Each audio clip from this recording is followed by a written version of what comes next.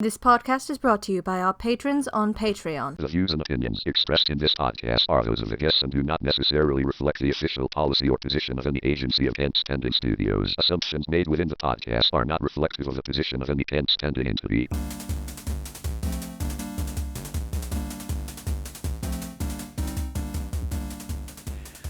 Welcome, everyone, to episode 95 of the Never Ending Random Discussion, brought to you by Pan Spinning Studios. Your weekly dose of hootenanny, malarkey, shenanigans, and dick jokes. I'm your host, Steven. And Andrew, and sitting in the booth is our producer...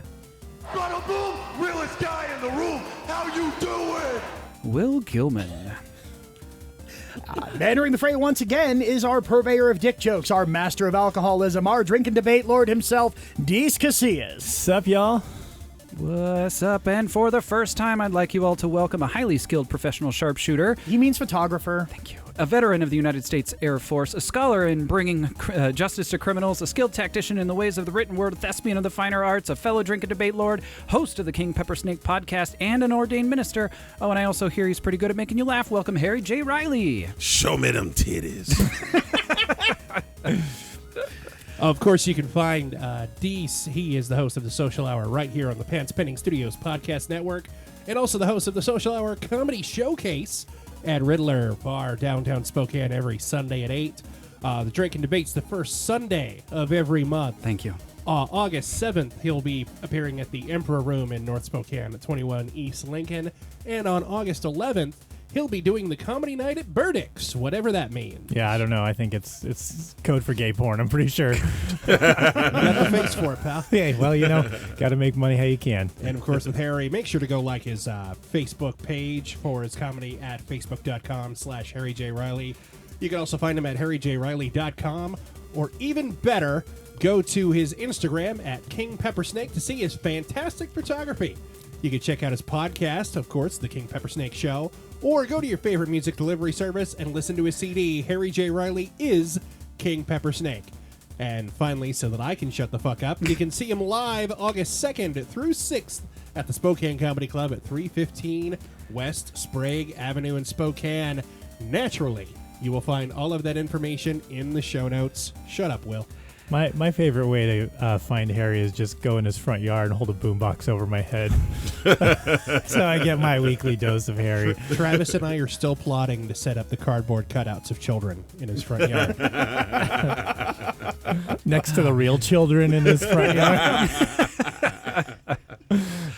Oh, man. Well, that was fun. I promise it's probably not going to be that full next time. And Harry does a lot of stuff. Jesus. All right, that was the first segment. We're going to break. We'll see you all after the...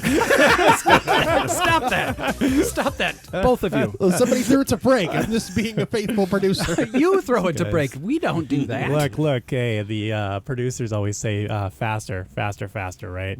Yeah, wrap it up. Less talk, just faster. It would be like a 15-second episode just full of plugs and buys. Yeah, basically. That's called terrestrial radio. Got to keep up. It's the cutting edge. It's what's hot with the kids these days. I want to shit on terrestrial radio, but KKZX just sent me 2 free movie tickets, so I'm all for terrestrial Fuck radio. KKZX. I fucking hate that radio station. Well, I do too, but they sent me free movie tickets. Good, I just wanted you to say it too.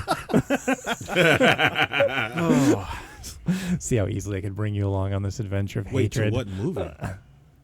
Whatever I want. Oh. You should go see a shitty movie with it. Planet of the Apes. Yes, get revenge on them by making yourself sit through a bad movie. That's how I got revenge on Michael Bay 4 times. Oh, that's awesome. So, Did you see Bad Boys 2 4 times? Yes. Back to back at my own house. But I sent him $1 every time, so it felt like I was going You're to a welcome. Gotcha, Michael Bay.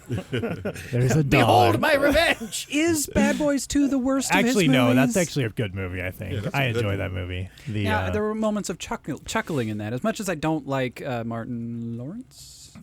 Is that what his name is? Yes, Yes. That's a man that he is in the movie. Yeah, I don't like him as an actor. It drives Okay. me nuts. Like, he's funny, but as any sort of serious actor, I don't think Sure, he's a comedian. Yeah, Like, put him in Martin and let's So, yeah, There was funny moments on that one.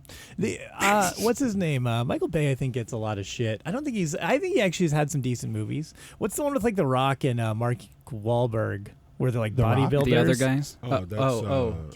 That's the other guys. Pain, No Pain, No Gain. Gain. That was a fun movie. Yeah. That's actually based off a true story, Really? too. Yeah. Like even the part where the guy gets his toe shot off in the water, like that happened. Mm-hmm.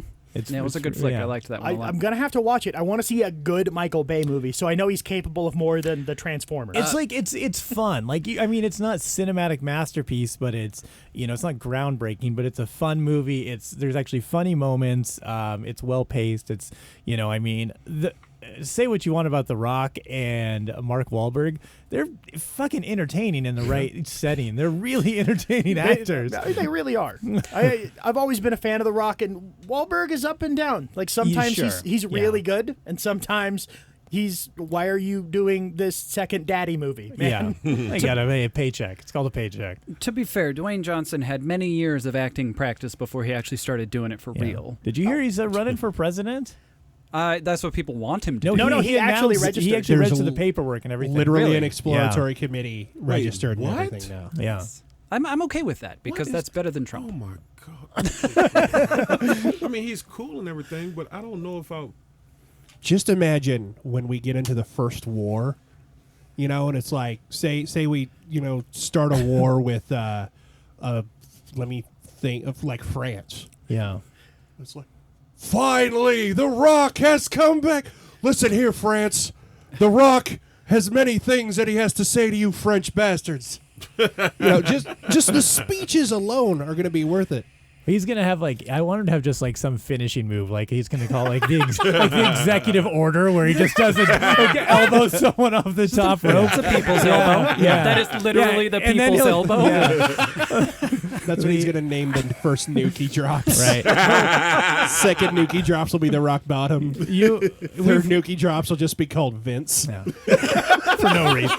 We've literally made it to idiocracy, though. We're like President Camacho.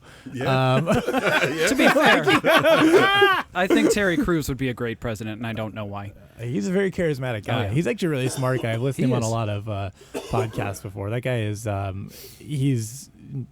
the guy, he's just a ball of talent. I mean, Yeah. there's a ball of talent. And if he doesn't know it, he learns it. Like Yeah. he wanted to bond with his kid, so his kid likes computers, so he learned how to build a computer and everything from all his fans and everything. And Right. then they built a computer together, and he bonded with his son. Yeah, that's Like, great. The guy, he seems guy's just awesome. like an amazing guy. Just you never see him. He's always having fun. Right. Like he just seems like he really enjoys life.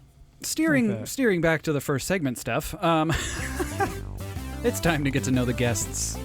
We all go to France. Stop saying things. That was like Nintendo France. that wasn't like real France. That's like France in a bad video game. Well, yeah, no, we're not an expensive, wealthy podcast network. We have to go to 8-bit France. Yeah, I was just about to say that. So one of the most interesting things that I've learned about you, Harry, I know you're funny and you do the comedy. I've never actually seen you do stand-up, which I should try to do that someday. What is this? This is I produced Harry's first CD, and this was the music I used to introduce him. Oh. And somehow I remembered it and cut it back up last night while I was at work to play in the background of getting to know Harry. Oh. Is this the Harry J. Riley right, is King well. Pepper Snake CD? No. Oh. Glenn produced that one, so it sounds so much better. Oh, When does the runaway start getting banged? Because this looks like This is me taking out all of the parts where the Reverend Slick sings Jive Soul Bro, his old WWF entrance theme. Anyway, the fact that you're a photographer, that's cool. I'm an amateur photographer myself, so I like to hone in on that talent a lot, mainly to steal ideas because I don't know what I'm doing. But what got you into photography? I've always been into it, just too poor to to get anything worthwhile, and then it wasn't Playboy initially. No. Like I like pictures of titties. I want to do that. And a couple years ago, no, about 3-4 years ago, I wanted to start doing a YouTube show. Mm-hmm. So I was, trying to figure out should I get a camcorder or whatever? And I was reading that get a DSLR and you could do that. And I was like, well, I also like taking photos, so I could use it for double duty. Mm-hmm. And then it just kind of snowballed from there. Nice. Yeah. So yeah, you and I started the similar way. Then I got the A6500 because of its 4K, video recording, because we do the vlogs every week. Yeah. But yeah, I'm having a lot of fun just finding random things to try to. I'm trying to pretend to be a photographer, and it's fun. I got a really good shot of the walk across bridge in the river at Bowl and Pitcher. Okay. I set it on the side rail, so I've got the bridge in a straight line across the right third of it, and then the chug, because it was back when the water was really high, so it was just all this churning water underneath. It was a really neat picture. Oh, okay. That was probably the only neat picture I've taken. But yeah, no, I mean, photography is fun, and it's always fascinated me, but I've never understood it. Oh, you just point and click, right? Well, you would think, but every time I point and click, it looks like butt. Yeah, no, there's You should stop there's taking art. pictures of butts then. Yeah. It's like I did do a video tour of Spokane in 60 butts, but it's a different. Butts. No butts. Just the word butts. Butts. Yep, it's pretty funny. I thought it was a good idea. 260 butts. Just 60. Why 260? Just 60. Joe, just 60. Why Yeah. 60? Why not 61? Well, Was because 61 too many butts? 59, not enough butts. Actually- 61, too many. Motherfucker had a butt quota. so originally it was how many places can I say butts before I run out of my 4-minute timer, and then I calculated that out. For every butts. Even if I extended a few, would have been 450 butts. And it's just, And I was like, and I started making a list, and about 150 places around town. You should I went, get checked, man. I can't. What? That's a lot of butts. No. You should probably get an exterminator in here. Butts. I realized it was just no conceivable way I was going to do that, and then I changed it to just doing one constant butts through the whole episode, so it was just butts at the end. I love doing one constant butt. Yeah. This is probably my favorite Nice story to tell. have a constant butt. There you go. The guy who doesn't like the same woman wants a constant butt, though. Just saying. I don't like one woman. I like all the women. That's right. He just wants the one butt. Yeah. On all of them. Yeah, whichever one they have, I want it. It doesn't even have to be theirs. It can be someone else's butt that they have. I still want it. Just be one of those Right. rubber butts. Yeah, you can hold it for me. It's okay. So between the first day, which I got all the outer reaching ones that I wanted to, and I realized how difficult that was going to be, and then the second one, which I just did downtown, and I realized just how difficult it was, and my deadline was the next day, and I was just like, all right, well, I'm going to shave this down, and I went back to my 60 butts thing, because it was always in my mind, Gone in 60 Seconds, tour of Spokane in 60 butts, and so What an ephemeris connection to make. I lost count. I lost count when I was doing them, and I'm just like, you know what, I'm just going to do however many it is, cut it down to a round number, Yeah. and then I'll be done, and just call it that. And I thought it was going to be 40, and I got home and there was 59. You said 59 earlier. So I made the last one here at the end of the video. Butts, and that's 60, and then I finished the video. Look at that. Butts. Butts around Spokane. Yep. Who had the best butt? Well, I'm not looking at butts. I'm looking at sites. No. So which side And I'm had the behind best the butt? camera, and I need to just know. say butts. That's Oh, I get it. yeah, very simple, I very like dad I like joke. my idea better. I want to look at just take, take pictures of butts. You just do that. It's called Tinder. Yeah, it's called voyeurism. You get your gimbal shoulder rig back, and we can have some fun butts. All right, I'm down for that. Go harass that son bitch. What was the other one? There was more things I wanted to say. Oh, butts. Just want to talk So- about butts. My wife reminded me that you're an ordained minister because we haven't left We engage in a cult. every time. Because when we first read it, I think it was on Facebook that you'd said it. She looked at me and said, "If we ever actually do get married, we want Harry to be our minister." So she comes up, remember that, because I already had this long-winded thing. And be like, oh, that's so sweet. Honey, we're never getting married. That would be ridiculous. Do you take these titties to have it home? I mean, I do. I just don't want to put paperwork in between us. Well, you just move the paperwork. Yeah. It's much easier that way. Yeah, it's like the papers between cheese slices. Why does everything come back to food for me? Why did you have to ask that question? I don't know. Anyway, so why become an ordained minister? I've always been a person who likes certificates and titles. I think that's why I play World of Warcraft so much, because there's just so many titles you can get. That's true. But You should join Amway. You can get so many titles. It's great. You can put whatever you want on that business card. Oh, I was going to make a... Nope, I lost it. I had a joke. It's gone. It's all right. Anyway. Come back. what happened, a friend of mine wanted to get married, and she wanted me to officiate it, and I didn't have anything at the time, and she said she would pay for it, and I was like, I get something that I want, and I'd also like a degree in molecular biology. How would you be willing to pay for that too? Oh, here you go, honey. So it was just it's so ridiculously easy. Like the hardest part is trying to find out what title you want to use, because I still haven't come up with a title yet. Because there's Reverend Peppersnake? No, I didn't want to do just a normal old reverend, because they have like 100 of these that titles many options? you could be. Yeah, because they're the universal universal church, church. so you could just use all of these titles. And I didn't want to do one that's ridiculous like Druid. I would go, Druid sounds dope. Like, nobody knows what that means. Like, you sound like, they're like, that's like a secret agent in the military, I think. That guy's killed like 1,000 people with his bare hands.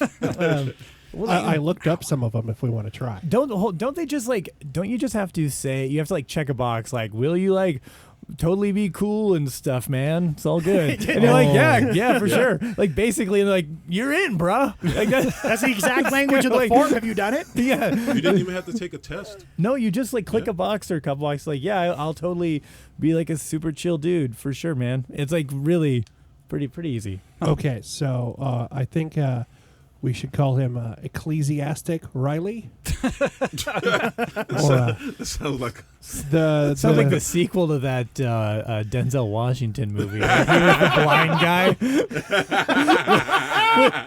on a search for the Bible. This one may make him sound like a drag queen, but we can call him the Divine Harry J. Riley. Ooh. I like that smart. one. That's actually a good time. The Good Shepherd Harry J. Riley. Let's see. Where are you Rector, taking me? Harry J. Riley. What's that? Rector. With a K? R-E-K? R-E-C. R-E-C. I do like the wreck shit. Yeah, it's like a rectory. It's I don't remember what religion that is. In the name of the Lord. Pontiff Riley. Is there one that says Pussy Hound? Is that a title you can have? It's not on this list. But Is there a page 2? Is there side B?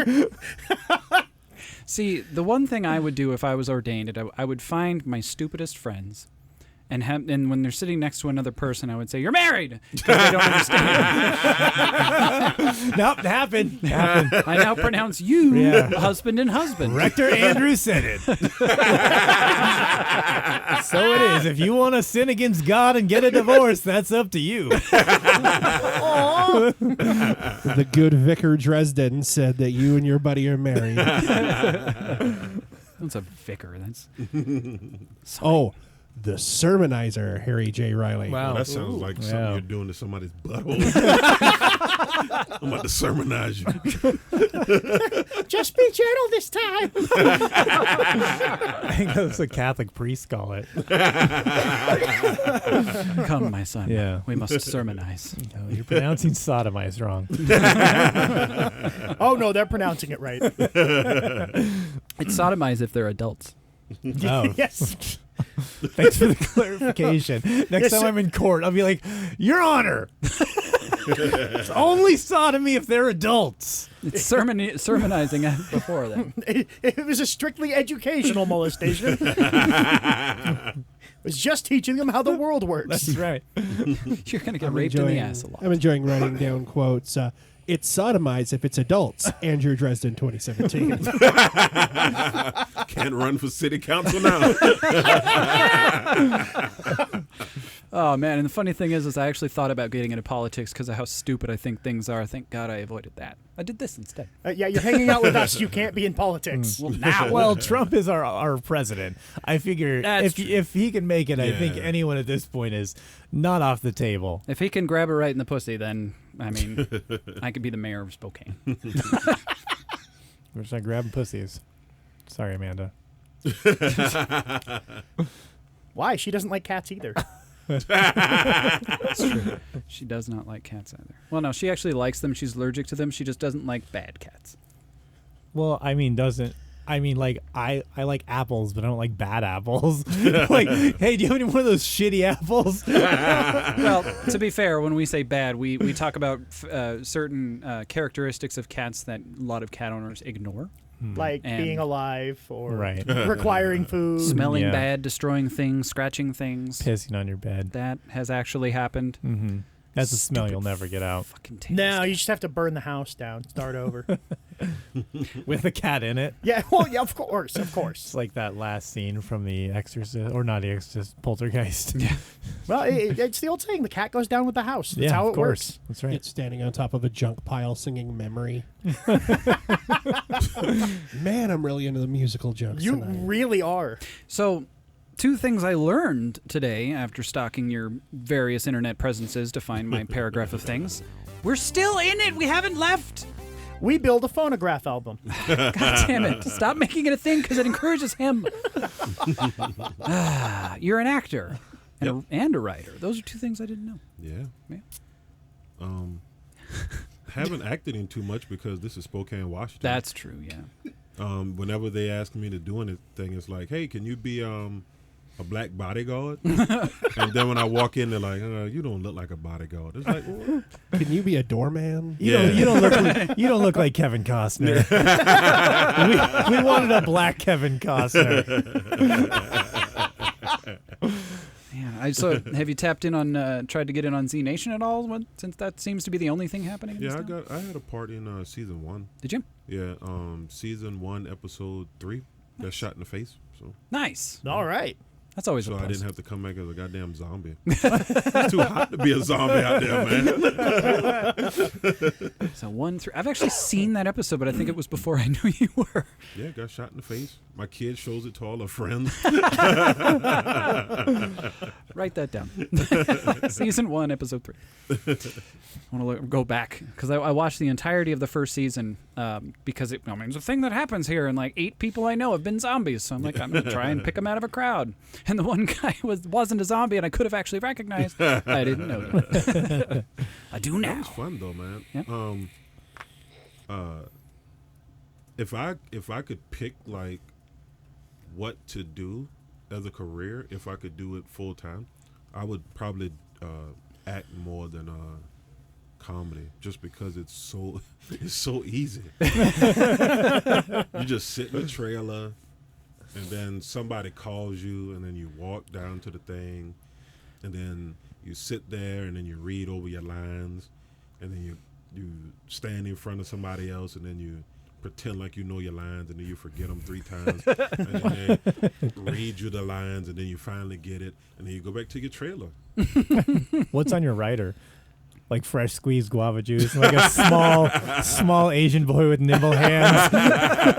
Like that's Now somebody's got to get those seeds out. that's right.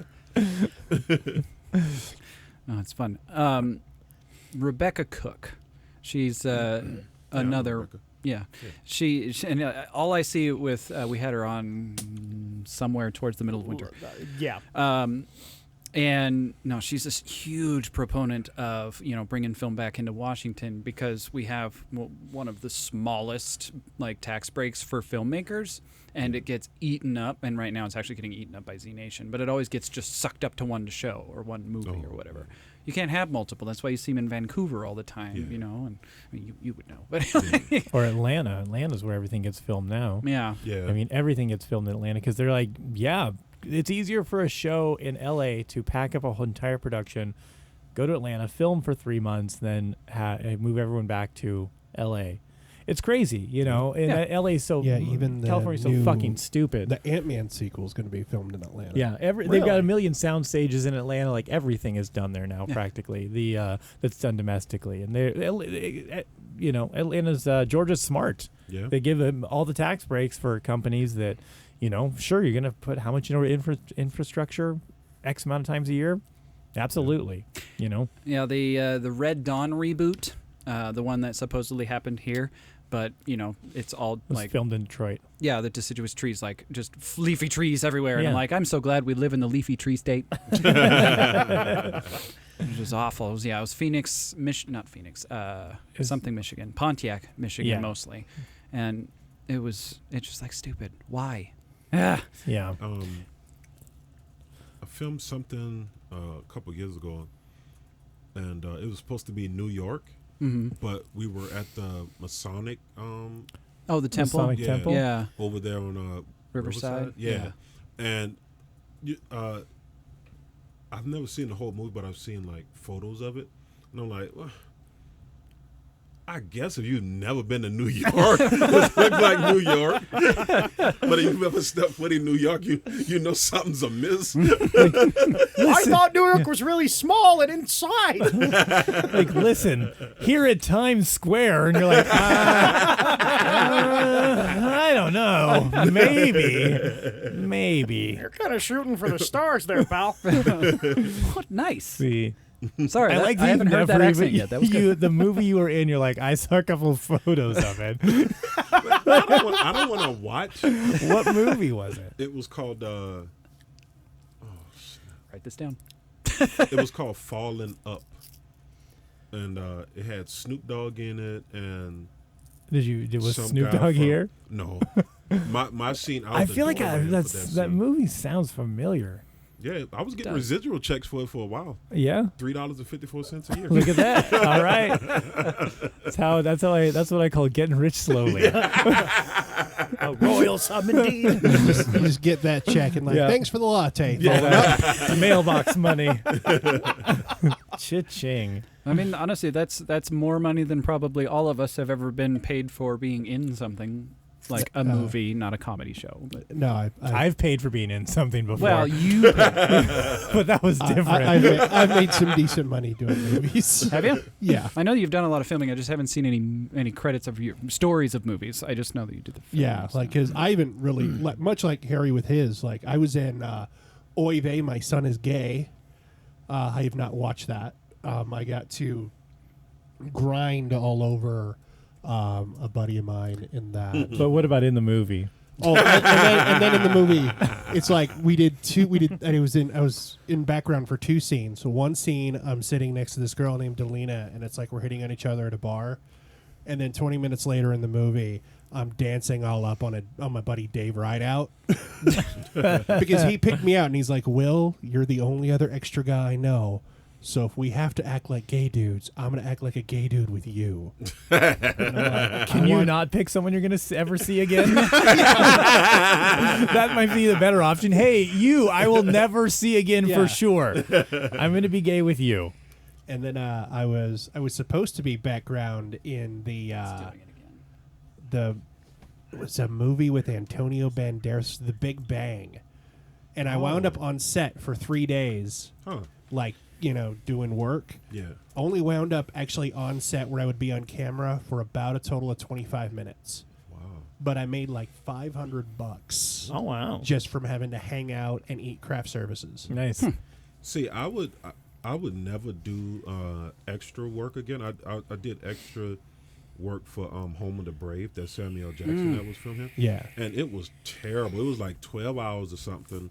And and all I did was just walk past the window of the Regal Cinemas down in the valley. Right. I just walked past that like 8 times, and that was all my work. And I was like, this is not cool. I don't want to be in a movie that bad that I'm just gonna sit here all day. And that was before like LTE, so you were just sitting there with nothing to do.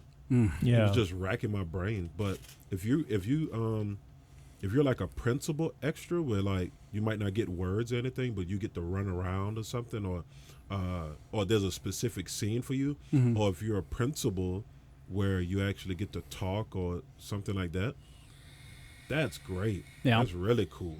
Yeah, because then they treat you like a human being. Then when you're an extra, you're just trash that they pick up. You're no different than that hobo down on like, 3rd and Division. It's just for The Big Bang, my agent at the time sent me in to audition to be a Russian gangster. Oh yeah, it tracks. And See that? I looked so, like someone a little less on the nose, please. Yeah. I mean, this is a little too and obvious. it was me and the SFCC drama instructor Bill Marlowe were the last two. And finally, the director pulled me aside and he said, "Mr. Gilman, I would really love to use you. I think that you're great and you portray this toughness." And I'm like, awesome. I was really working on that. But he said, "But you don't look the least bit Russian." And I'm like, "You are absolutely correct, sir." And then when the trailer came out, that part was in the fucking trailer. Wow. I was so pissed off. Damn. Or you could have had it like I could have been like in a trailer in a movie that nobody saw. Or you could have been like me, because when I tried out for when I auditioned for Falling Up, I think that's the name of it. That's sad that I don't even know. I went in to play the part of a pimp. So when I walked in, there was all these brown people in there, and I'm like, man. The first thing I thought was, I didn't know there was this many brown people here. Where are they all hiding? And then so I walk in and they had the camera there, and the lady's like, could you read your lines? And my lines was something. I was supposed to walk into like this hotel and curse the person behind the desk out like, "Where's my bitches at? My bitches should be out on the street." And I believe it. I feel like I was there. I was swept away, Harry. And I could not take it seriously because I was like, what pimp in 2007 is still walking around like they're Dolomite? This makes no sense. So I couldn't say I knew I was not. I knew I wasn't doing it well. And she was like, "You know what? This part, I don't think it's for you, but we do have a part of it's called the doorman." And I was like, "Oh, give me the doorman." And then I realized I didn't have to move around or nothing. I just had to stand there. Yeah, Right. I just did my little door thing. And it was called Falling Up. And the Gotham Club doorman. Yeah. A nursing student forced to quit school for family reasons winds up taking a job as a doorman in an elite apartment building in New York City, where he sparks to one of his residents. I don't blame you for not seeing it. He sparks to one of his residents. Word for word on IMDb. No, I believe you. I believe it was read as written. It was on Netflix for a while too. That's how a lot of people. So I think that's how my mom saw it. So for like the longest, for like 6 months, she thought I was rich. And everybody in my family was like, "Hey, can I have like $5,000 to start my?" I'm like, I didn't get $5,000. Let me get some of that Falling Up money. I can give you 10% of this $3.54 I'm racking in. Gracious. That's generous. Now, based on this movie, I have to go to Harry's IMDb. Oh, yeah, I guess I could have clicked it. He doesn't have a picture because that costs fucking money. I had to do all the work on the IMDb, so yeah. If there's anything on there, it's because I put it there. Yeah, it must be because it lists you winning the PG Comedy Cup at Spokane Valley Fest.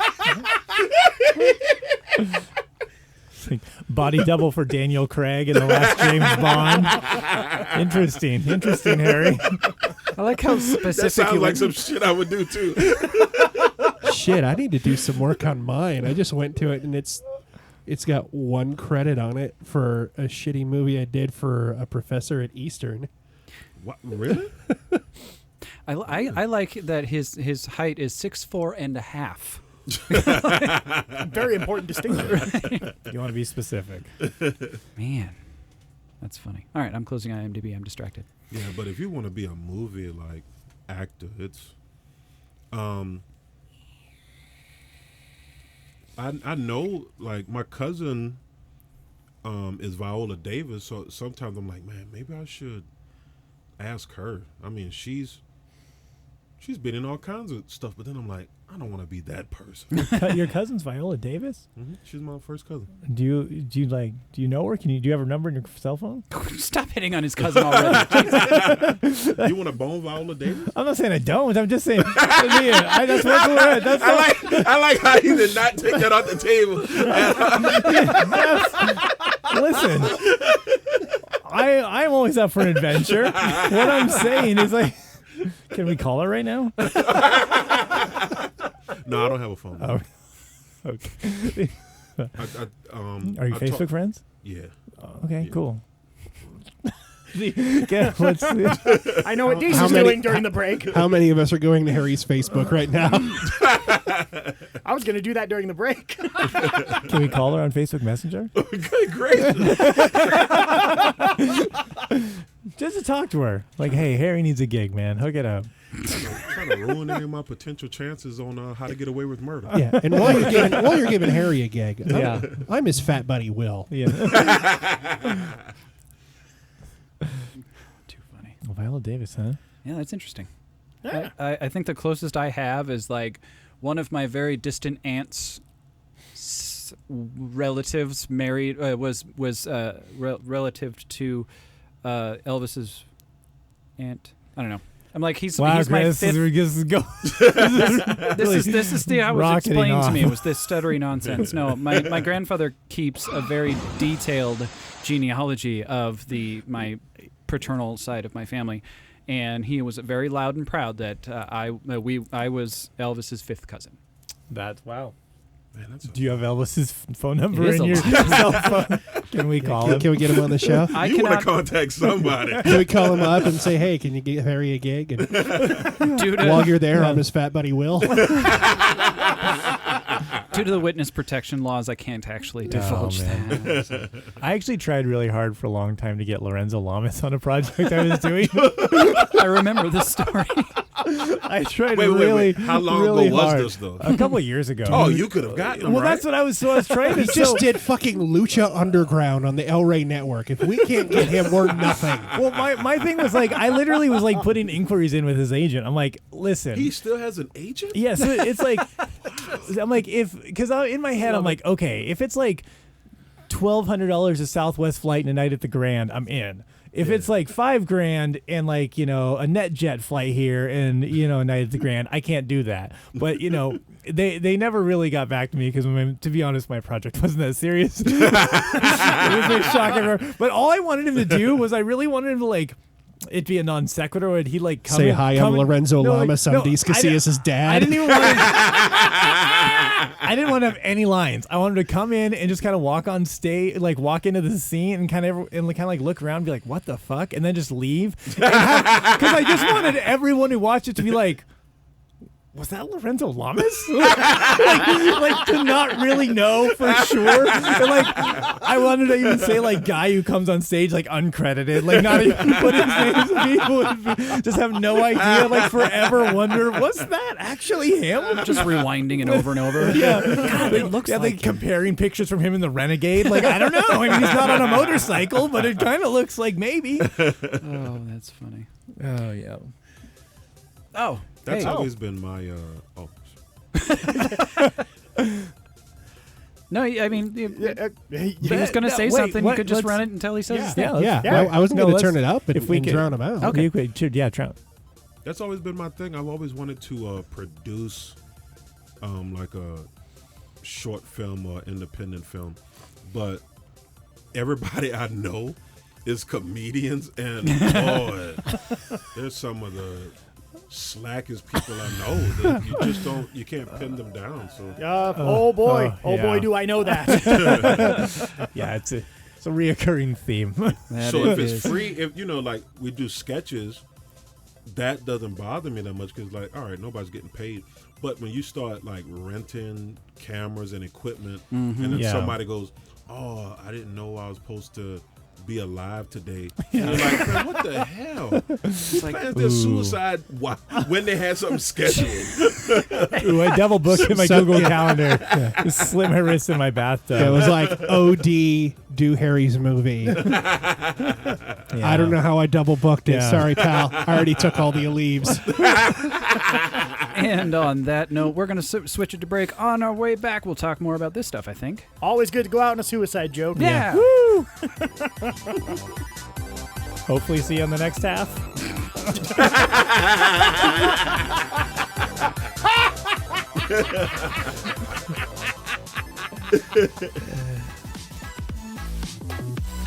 Hi, I'm Ash. Hi, I'm Steven. I write fan fiction. I'm a podcaster and a comedian, and neither of us Have seen a lot of movies, so we decided to get caught up. on our catalog of movies. And while talking about it, I decided that we should podcast all of it.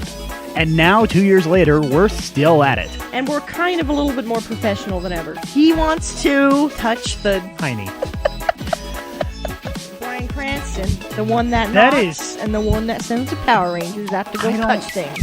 He wants to get vertical on the Limbo Shack.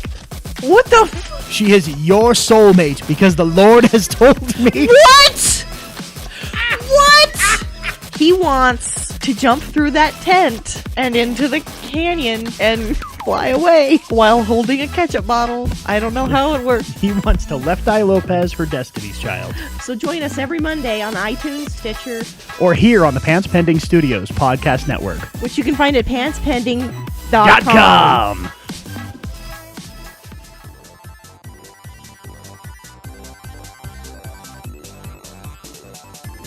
Oh, it's such a slow fade. I don't fade it till you talk. Oh. I usually when it's already fading so they can hear me. Hi! We're back. Ladies and gentlemen, welcome to another episode of We Sort Out Things We Should Have Had Already Set. It was just a Another episode moment. of something I thought was already set wasn't set after all. Oh no, it's fine. No, it was set. It was shut up already. God. He's still getting used to not running things. It's hard. I'm still playing with the computer when I shouldn't be. For example, Don't do it. God damn it.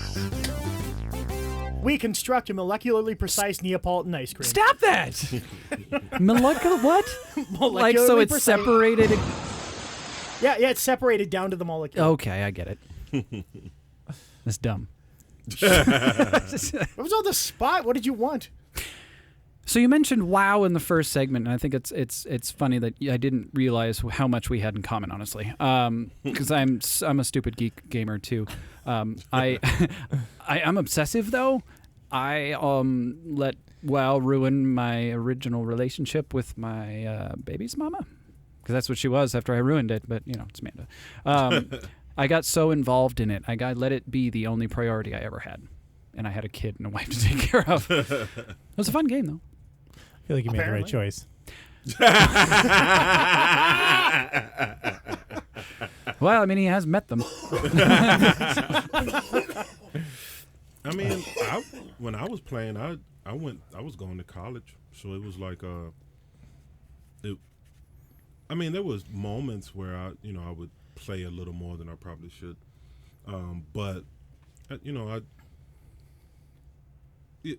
I think with like playing video games, we kind of or with anything, you kind of use it to kind of fill something else that might not be whole, not whole, but you're kind of working through stuff, because when I was going through some bad times, World of Warcraft was like the best friend. you know. Yeah. Well, and that's what people just like try to ignore about the whole thing so they can make fun of it. But you know, these are real other people that you're playing with, like my little guild and everything. One of my best friends on the planet, whom I don't know if he still plays. I don't, and we've been best friends ever. He's the friend that helped me get the PS4. He lived in Pendleton at the time. We would take bi-yearly. I would go to his house and we'd party for his birthday. He'd come up here. Like I helped him through his divorce. He helped me through the breakup. Like it was it's not just it wasn't just an escape of polygons and flashy bright lights, but these are other people you're playing with, and it makes it real because it's like I think people like to. I think it's easy to just be like, you're just sitting there playing with the dots and listening to the bleeps and the bloops, right? You know, but you know, with like multiplayer games, and especially with WoW, you're dealing, you're actually interacting with people, and you're interacting with people. You get to accomplish a goal, which sometimes in real life, your goal is so far away or it's so like impossible to grasp that sometimes just accomplishing a goal fulfills you just as much, right? And it helps drive you towards the goal that's still a reach out. Like people get they get fed up. They lose their energy to a goal that's that hard to accomplish. It's so many years down the road, but keeping your frame of mind going with little micro goals. Yeah. And if all you have to do is stab a dragon in the face, that's all you have to do. That's it. Yeah. I mean, I also understand that a little bit of people's wariness of relying on that, just like you wouldn't rely on like cocaine all the time. It's so I understand, but I feel like it just depends on who you get it from. I mean, you got to make sure it's not stepped on. You get that good Peruvian stuff, you're all good. Depend on that all day, baby. I don't know. One thing I've learned as a fat comedian is if I don't do cocaine, I'll live forever. Chris Farley, John Belushi, John Candy, almost Artie Lang several times. I mean, he's working on it. Yeah, he's trying really hard. He's like Darth Vader. He's like more machine than man now. He's like basically dead. I'm gonna one more point on WoW and we can move on. I was like in my early 20s, $15 a month was a lot of money, so I needed to get as much out of it as I could. Yeah. So it was like it's a monthly subscription game. It felt like a subscription game. That that was a new thing. Yeah. And it's like I'm paying every month to do this. I'm gonna fucking play it. I can't do a 1 hour a day. That's all they do in games anymore. I mean, damn, an hour a day in World of Warcraft would not get you anywhere. Mm-mm. And I think that's why it's not as it's the subscriptions have gone down steadily. Yeah, because and they've given you ways to find a way to make it free, the gold mining or whatever. Because the age of the people who love it is going up, which means when you get older, you do other things. It's not just sitting around playing video games, and the younger audience that would normally take that place don't want to spend $15 a month. So you're in between a rock and a hard place. The people who are getting older are going to gradually leave it because they're like, well, I can't get any enjoyment out of the game when I can only play for an hour and a half a day, because that's what started happening to me, because I was writing and doing shows all over the place, and it started becoming to the point where I could only get in like maybe an hour, and by the time you get to the spot that you're supposed to get to and you grab enough people to go stab some witch in the eye, it's like, oh, I gotta go open mics tonight or got a comedy show or something. So it started getting to the point where I just had to just stop. Yeah, makes sense. And I mean, there's like a billion other pay it once, play it games that can fulfill that now. Yeah. Destiny wanted to be the WoW in space, and they do way too many expansions, but they don't monthly charge it. Although you need the PlayStation. I think that's the change. I think that's the change that World of Warcraft should have gone to. But you know how hard it is for these corporations to move on stuff like that. That's why Blockbuster doesn't exist anymore. Yep. You know, and that's why there's still one in like Georgia. There's like one still hanging on like Tennessee, I think. Still one out there with an old guy in front of it. I'll never give up my VHS. Braveheart is still a new release. I don't care what you say. Oh, that's funny.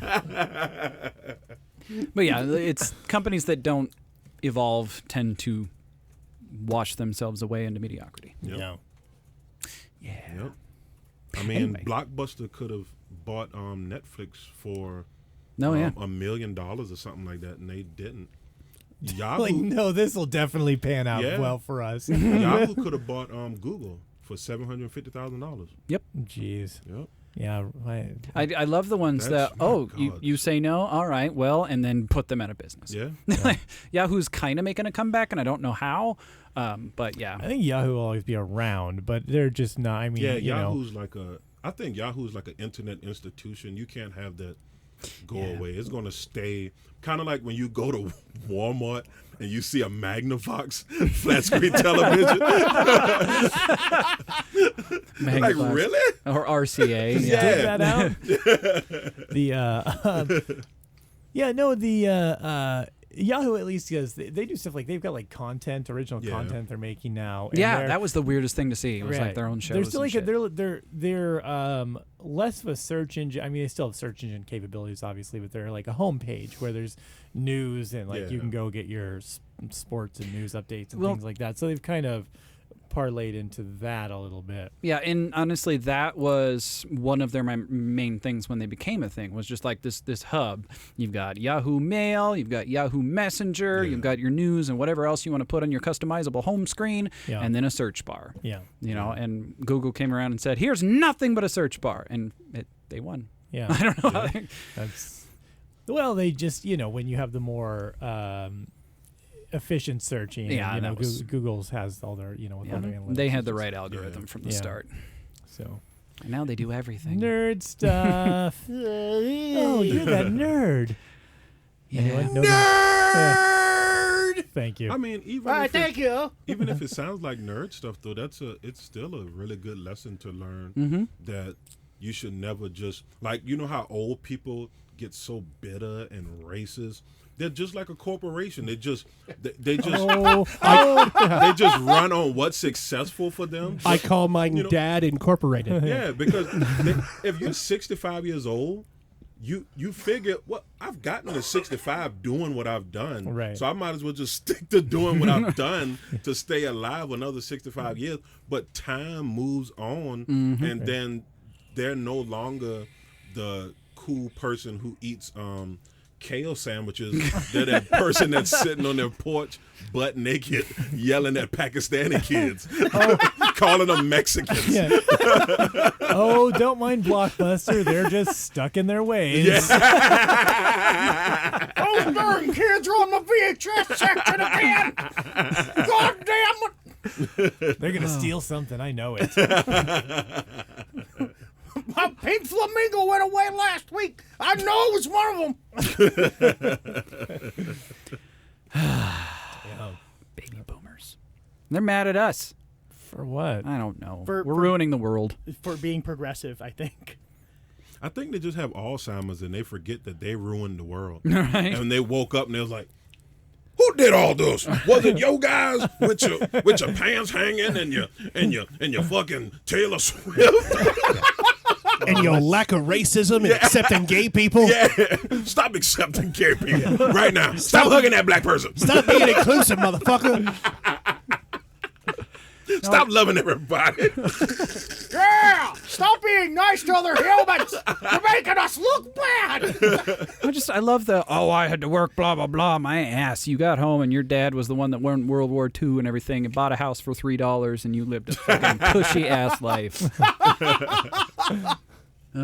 So suck it, old people who listen. Yeah. Old people. If you're old, go run in traffic right now. Oh, no.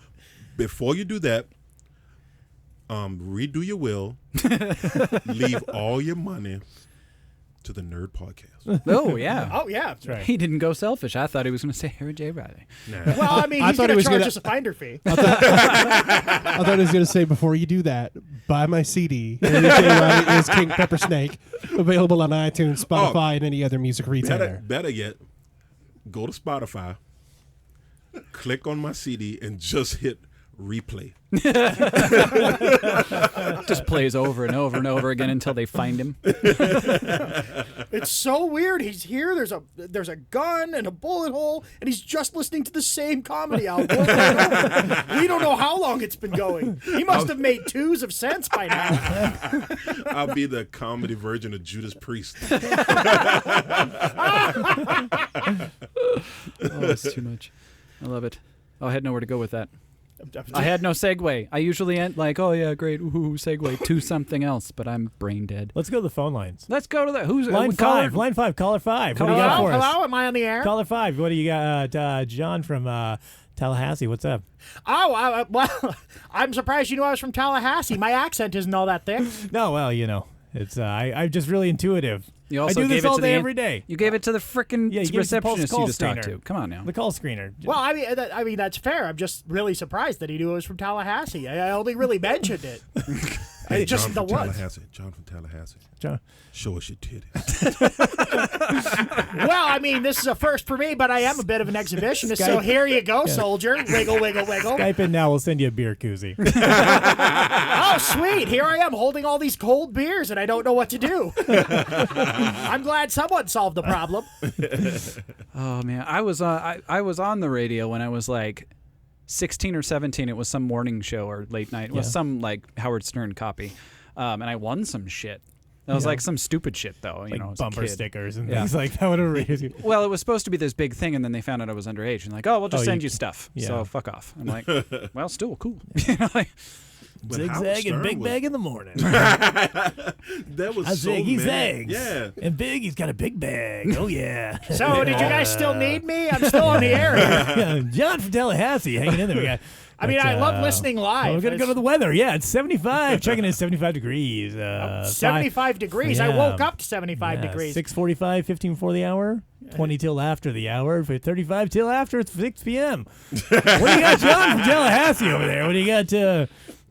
It's hot mostly, and there's not a lot of people. It's hot, and it's hot over here. Hot. It's just really hot. John from Tallahassee, where are you at? I'm at Tallahassee, and my name is John. Tallahassee, John from Tallahassee over there on line 5. Deece, you're like 3 cliches in a bad radio voice away from a Spokane radio job for life. I'm working on. I know I'm working on, man. We got. Let's go to traffic. We got traffic. Mattress and Lanes on lane 5. Slow and go. Slow and go. Yeah, there's a traffic jam on I-95 heading eastbound. If you're heading home today, you may as well shelter in place because they have started rioting. Oh, man, they're rioting on the freeway.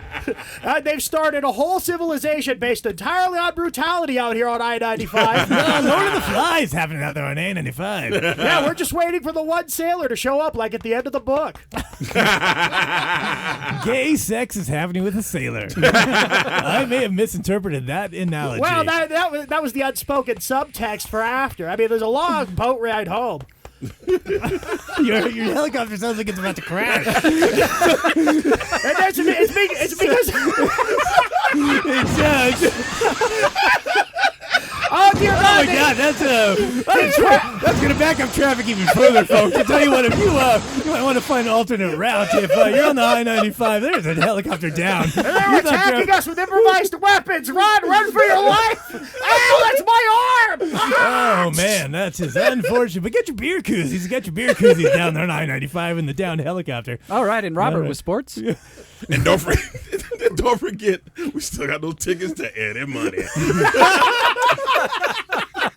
The phrase that pays. Call it with a phrase that pays. 6 caller. Yeah, I'm the 6th caller. 6th caller. My name is Robert. I just want to say, Baba Booey, Baba Booey. Oh, Robert, Baba Booey, Robert. Yeah, bring it on. That's... I think that's all he wanted to say there, boss. Oh, that's it. All right, Robert. He doesn't have the phrase that pays. It's not the Eddie Money tickets. Who still got those Eddie Money tickets? Call him with the phrase that pays, folks. Well, that was fun. Well, make believe is great. Why are you laughing? After the thing I said. I just because I have to wait so you don't think I'm laughing at your jokes. Oh, wow. I wouldn't want to have any confidence or anything. Yeah, self-esteem. He's like a passive-aggressive, like abusive husband. Yeah, he's helping me in his own way. Right, yeah. We used to bicker on air. Now I just passively aggressively throw shit his way. Our relationship is evolving. Oh, perfect. Yeah. Yeah, it's lovely. He's only given me one black eye this month, and I feel pretty good about Well, that. don't correct him in public again, I guess. Don't. I did the same thing. Don't. What? I don't know. Go ahead. I was just going to say, Steven hasn't fallen down the stairs in like a month and a half. My balance has gotten better. And also, I remember that he wants dinner at 6:30. It's actually way too late in the day. It's Amanda and I have that same Shut argument. up! Just because I get up at 11 doesn't mean anything. It was like, dinner at 5 is what I do, and I guess I'm old because she does dinner at 6, between 6 and 6:30. Just like, it's the weirdest concept, and I never noticed for years. Like, and then suddenly I'm like, I'm going to make dinner a lot more often. I'm making it at 5. I'm like, nobody's hungry. What the fuck? I just eat when I'm hungry. Yeah, me too. I mean, normally so do I, but I get yelled at for only eating one meal a day. No. Well, yeah, you should eat more than that. How See, big is that's that what meal? people say. How big is that meal, though? Usually very large. You know what, though? Some people have a different needs. I've got a weird metabolism. Yeah, I mean, you only eat when you're hungry. Yeah. So. I figure that's all right, probably folks. Well, okay. that's the Hunger Hour. It's Hunger on the Hour. Nerd. Learn how to eat. Guess what? I'm not hungry. Put stuff in your face. Yeah, I just drink a lot. That'll cure. Take stuff out your butt. It's carbohydrates. What? That's right. Take stuff out your butt, Harry Riley. And it's funny because that's a gag on his Facebook, and we've been doing it in the shows. Like just these like out of context quotes from random comedians and anonymous a lot sometimes. That's funny. Yeah. Those are Shauna. Yeah. When it's something messed up, I don't want to put somebody's name to it. People got to work. You got kids to feed. It's one of my Facebook highlights. I'm like, oh, it's another one. And it's always good for a laugh. It's one of the greatest things of being friends with so many comedians on Facebook now. It's like, I didn't know any real comedians, when I started my vlogging enterprise, which was awful. And we shifted into podcasting. So I always brought my funny friends in. And I think the first actual comedian of any kind that I'd ever had in was for other than Yazzie. Yazzie's been my comedian friend for years. But was him, and when I brought him in to talk about his podcast and his vaping business and A Geek of All Trades, which is our interview directly show where the whole thing's about the guest. And that was my first foray in actually interacting with a comedian on a podcast, and it was different. It is different. Yeah, and I've been working with him since. Yeah, it's a different breed. Yeah. I mean, hanging out with comedians, man, you gotta be ready for off-color jokes about anything. That's something that a lot of people are not used to, because comedians, that's already going through your mind. You just don't say it to people, and then when you are around other comedians, all that entire filter just. There you go. I've been waiting to say this to someone. So that's something that strikes people who don't hang out with comedians that much. You're like, man, you guys sure do talk about punting babies a lot. We just don't like babies, man. And the new podcast coming to the Pants Penny Network, Punting Babies. Well, we just it's just a soundbite of the we try and tell by decibels how far we've kicked them, and by their whine how much damage we've done. So it's like our sports show. Yeah, exactly. To be fair, the first Never-Ending Random Discussion that Will Gilman was on, the three of us were the only ones there, and there was a deep discussion on the merits of rape jokes. Like, that was odd. Nothing odd about it. It was odd. It's a legit discussion to have, It's not, I guess. You guys were just repeating rape jokes that you'd heard from other comedians. Well, yeah, we were discussing their viability in a society that is themed very heavily around political correctness. Oh, yeah. More so than the first time it happened. Yeah, now we have words we can't say on the Nerd now. Yeah, like Don't. and did the words get said or something before, or did you just decided not to? We had a soft ban on the words before, but then Will and I discovered that if we pretend like we're making the noise he used to censor it, it could be fun. And so he just turned it into a hard ban. Yeah, it was, you say whatever. There are things I'm going to censor. They have all been said on the show at one point or another. Probably by me. Yeah. Or Deece. I don't, well, maybe. On the one I was thinking of. Anyway, racial slurs, sexist slurs, and developmentally disabled slurs. Are basically the sweeping of it, and I would just censor them in post because, well, except for that last one, I would censor in post because, fuck it, I don't care. I'm not going to filter people. And then we had a listener, get a little peeved at a joke that a guest said about the Special Olympics, and so we had to ban a new one. I don't think that was either one of us, Will. Oh, okay. No, it was not. It was neither one of you guys. Okay, that was a look at my face. I'm like, was it me? No, it could have been me. No, it was. It was probably me. Was it me? No. You were the one that coined the developmentally disabled in place of that word. Oh yeah, because that's the term that you're supposed to use. Well, yeah, but 20, 30 years ago, it wasn't. No. And it was just that word that everybody's now taking offense. I still remember the first time I said that. I said developmentally disabled. Steven looked at me like I dropped the hard R word. Yeah. And then I said, well, it's not like I said, beep, which I censored. But, when Will went off on a tangent, because I had to count censors, because back then I didn't have timestamps. I was very uncoordinated. So I would listen to every minute of the show to then live edit, like, oh, here's a thing I have to censor. Okay, so I'm going through, 3.5 hours of podcast to cut it down, listening to every goddamn minute of it. And so all of that work having to stop, cut, plume, because I wasn't using a really nice program like I was using Audacity, and it's not the easiest thing to work with for that kind of stuff. I got really fed up with it after the second person who wanted to beat Will's record happened. And, let's be clear, beat Will's record. Well, I said wanted to and did by a mile. And by a country mile, which is longer, as I've learned. You just said the by word a in country mile. Yeah, you had to point it out. Trying to sneak country mile, too. I hope you know that if it does that, you have to write time. But yeah, they and then Will came out for I think the rule of three end, and then finally it was just down. And now I'm way more organized, so it wouldn't necessarily matter as much. It still fucking sucks. I think it was just the one time. Yeah. Well, there have been some people like to throw around the C word a lot, and I don't know why. It's just a fun word to say. Comedians like to do that a lot because I think it's a buzzword. Just how the faces in the audience look once you say it. Oh, I don't like saying it on stage. So I think then they just track it throughout their life like muddy footprints. Mm. Because there's a couple comedians that work in town that just love that word, just love it. But you could tell by their jokes that they're just throwing this word in there just to kind of.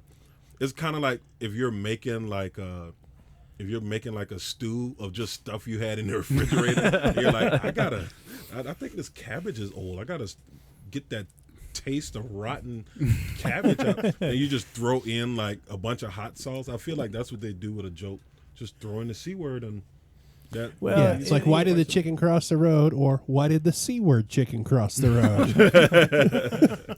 Well, it's like the the British, they use that word quite frequently, and I'm like, you gotta keep that word behind glass. Yeah. I'm not opposed to the word, but if you overuse any word, it just becomes, it becomes meaningless. Well, it kind of becomes meaningless, or kind of becomes like a crutch too. Yeah.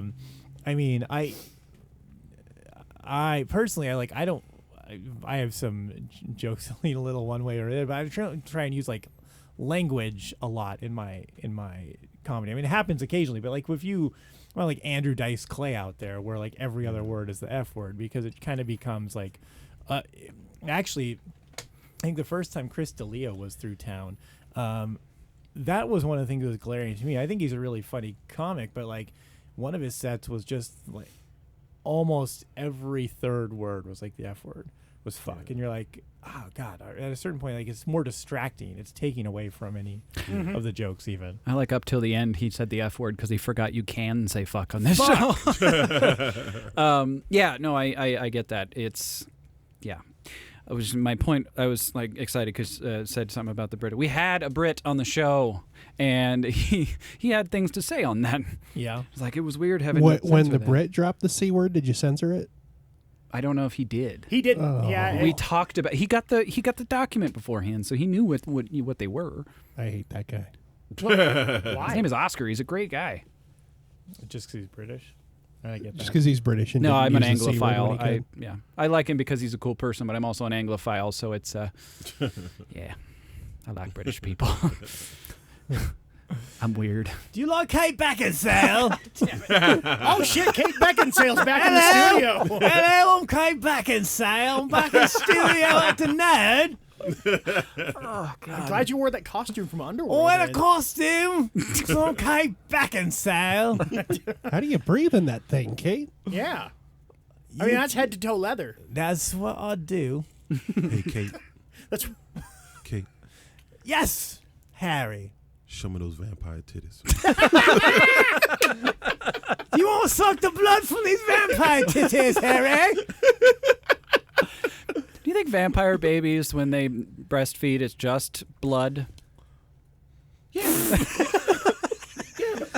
Like, do they suck from the tit, or do they do like, you just Harry's pantomiming the masturbation sign right now. He's pantomiming beating off. I don't know what that has to do with babies at all. I am offended. There's a video feed. Probably 6 people know you're lying. Get it right. It's 3. Oh, right. No, sorry, I was trying to make us sound popular. No, and it's. I'm glad that either he made that up on the spot, or I'm not the only one that ever thought about that. Yeah, why would you need a You don't need vampire want no goddamn milk? Right. Yeah. Exactly. Does seem odd. Is that one of the things, the body changes that happen to female vampires? It's here's blood producers. Wait, do they even give birth though? Do they? They well, don't. she gave birth in. Those would be the weirdest lactating porns.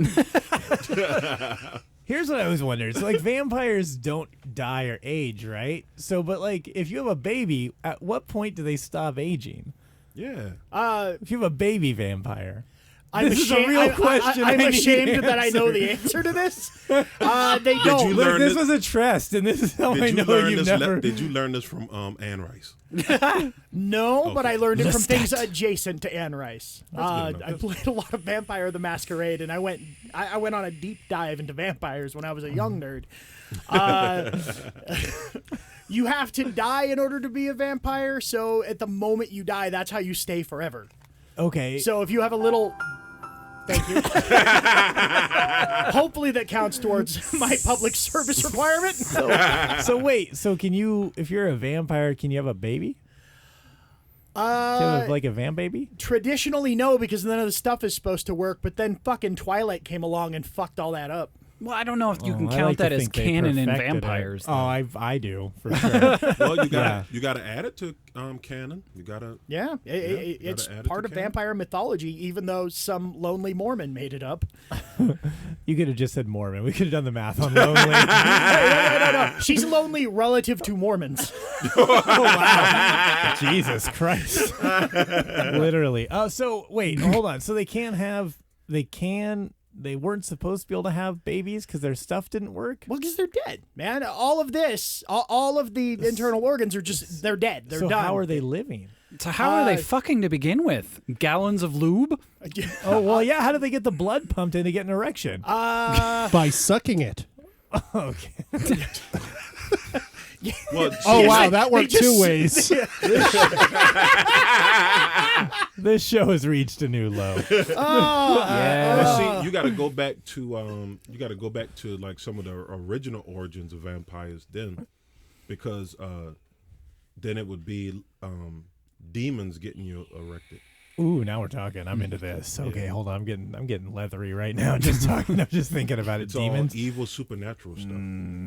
Yeah, we're kind of getting into the incubi succubi thing. Deece is at half mast right now. Yeah. Maybe we should change the subject. We're 3/4 at least. Look, he's ready to sail a small boat through Coeur d'Alene Lake right now. Deece is the only man that I know that if that bitch from The Ring comes out of the TV, he's erect. Like, he's not the only one. He's just the one talking about it right now. Like, you're already wet. Sup, girl? Keep the hair over your face, baby. If I dump your body in the woods, no one will notice. Well, she'll just come back. Right. As soon as you're like, time for ESPN Sports Center. God damn it. She wants to cuddle. You will be added to the video. It'll be like a horse and then a fly, and it'll be like me. You like. I didn't want to. I just watched that video and I died twice. I always wanted to be famous. It's like worst celebrity sex tape ever. Have you watched that new sex tape? Oh, you're still alive. That'd still be marginally better than Kardashians. So. That's true. You're like R. Kelly. You're just peeing on her. Singing a Space Jam song. I believe I can fly. I believe I can soar. See me running through that open door. Not in my eye. But you take it where I see it. I don't consent to this. I don't control it. This is a carpet bomb, not a smart bomb. All right.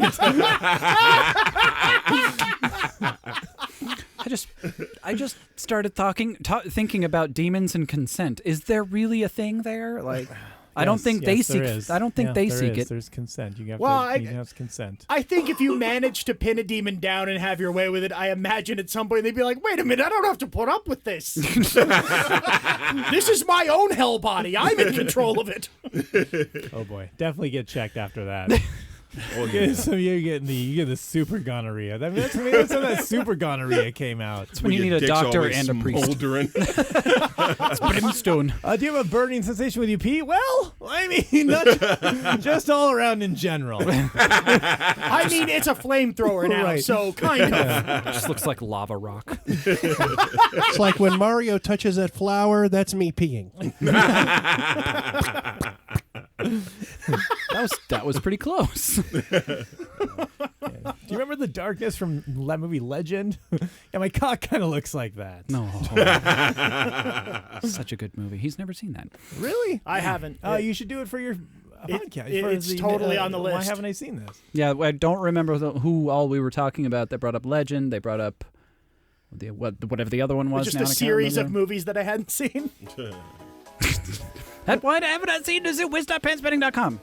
Well, that's why it's called Why Haven't I Seen This? There's lots of ones you haven't seen. Yeah, oh, yeah. All of them. I think it's great. Yeah, he'd never seen Princess Bride until they did on the show a handful of months ago. Like, how do you not?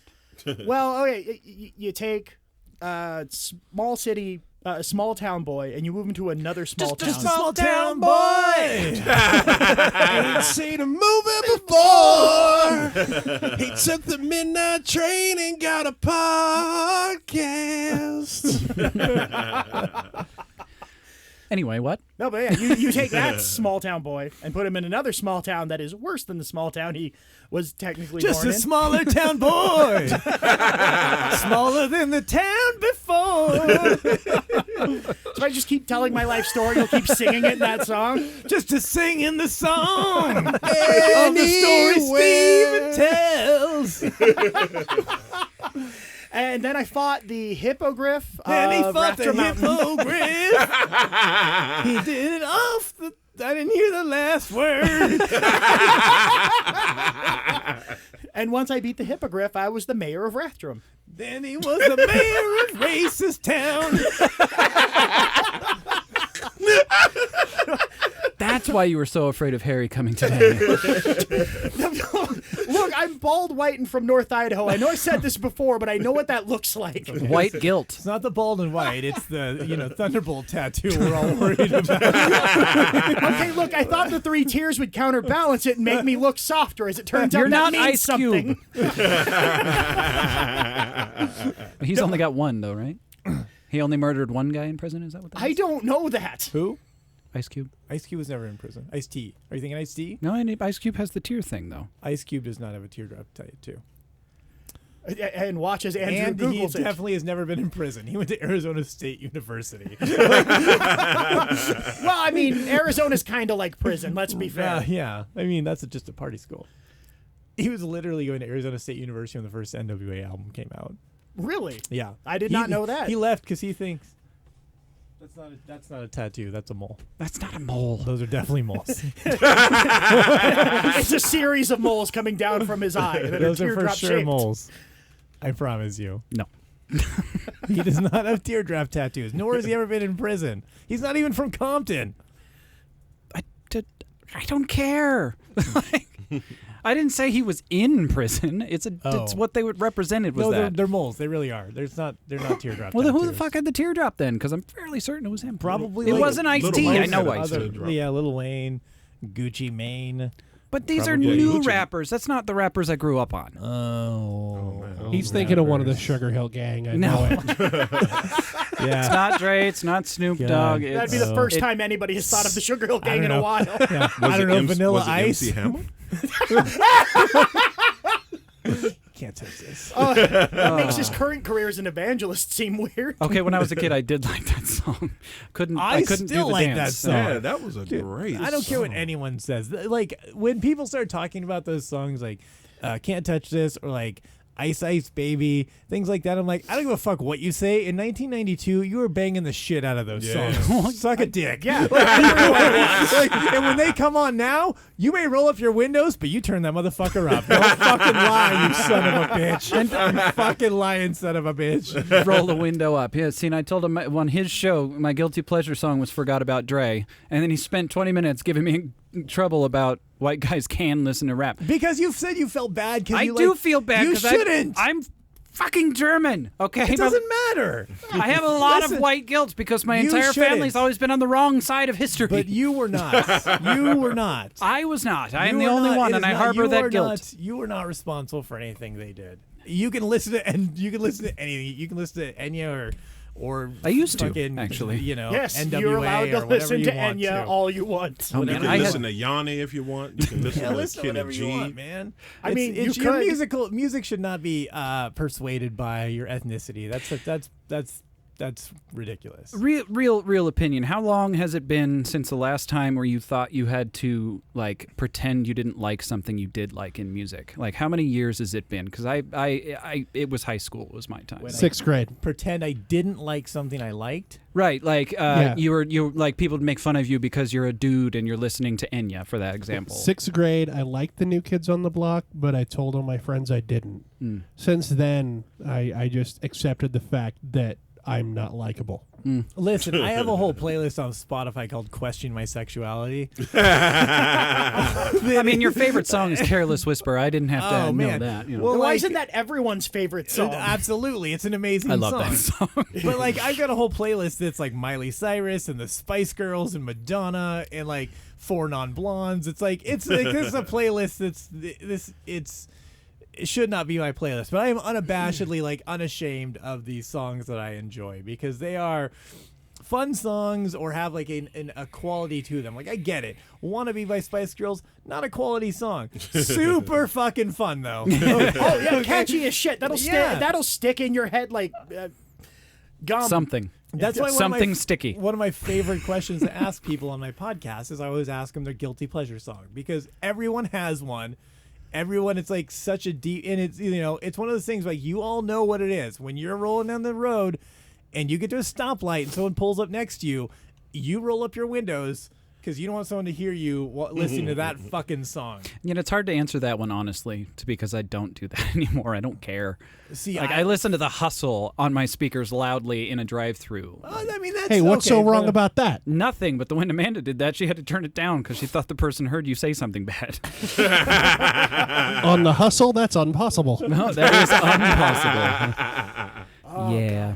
I hate to interrupt, but I keep getting texts from a number that I don't recognize. Does it start with 999? Yeah. Oh, did they say who they are? Hey, It just says you and that. your German people, stop saying It just says 999 DD, let me in over and over again. You have to say it again. I don't think he heard you. Oh, so it just says DD, let me in over and over again. Oh, Daredevil's here. Oh, wait. Hold on. Is it the Ben Affleck one or the other guy? The other Ben Affleck Daredevil isn't allowed I in. don't think the Ben Affleck Daredevil even exists The anymore. new Daredevil is cool with me. What's his name? He's a good guy. Oh, God. What is Cox. his name? Charlie Cox. Charlie Cox. 1204. I was just saying Cox. I didn't realize that was his last name at all. What? Yeah, no, Charlie Cox, that's his name. He's actually the best. Well, considering there have been 2 Daredevils. Are you actually he's the best calling one. somebody? Because I was Also trying to true. segue into a bit. What are you doing? What's it? Just for context, listeners, Andrew is pantomiming the masturbation right now. There's no pantomime, dick in hand. No, sorry, I got a mysterious phone call and a voicemail, and you were getting weird things, and, you know, DD's Drac Days, my nickname. Oh. So I was like, what the fuck is going on? I assume that the DD that I was getting messages from was a doctor friend of ours who's getting impatient. Oh. He's always getting impatient, though. I Let, see. let that I'm tiny bastard sweat. fucking drunk, and I figured that one out. Sorry, there was other clues that I thought it was talking about. I thought it was serious shit, and I'm like, oh, is it this number that just tried to contact me? And then it was a shrink, and I'm like, oh, no, that's definitely not that person. Like there's some severely out-of-date serial killer. The call is coming from inside the house. He calls himself Drac Days. I'm going to murder him with a knife from 1971. He's DD. He's a dangerous killer that'll drive you home when you've been drinking.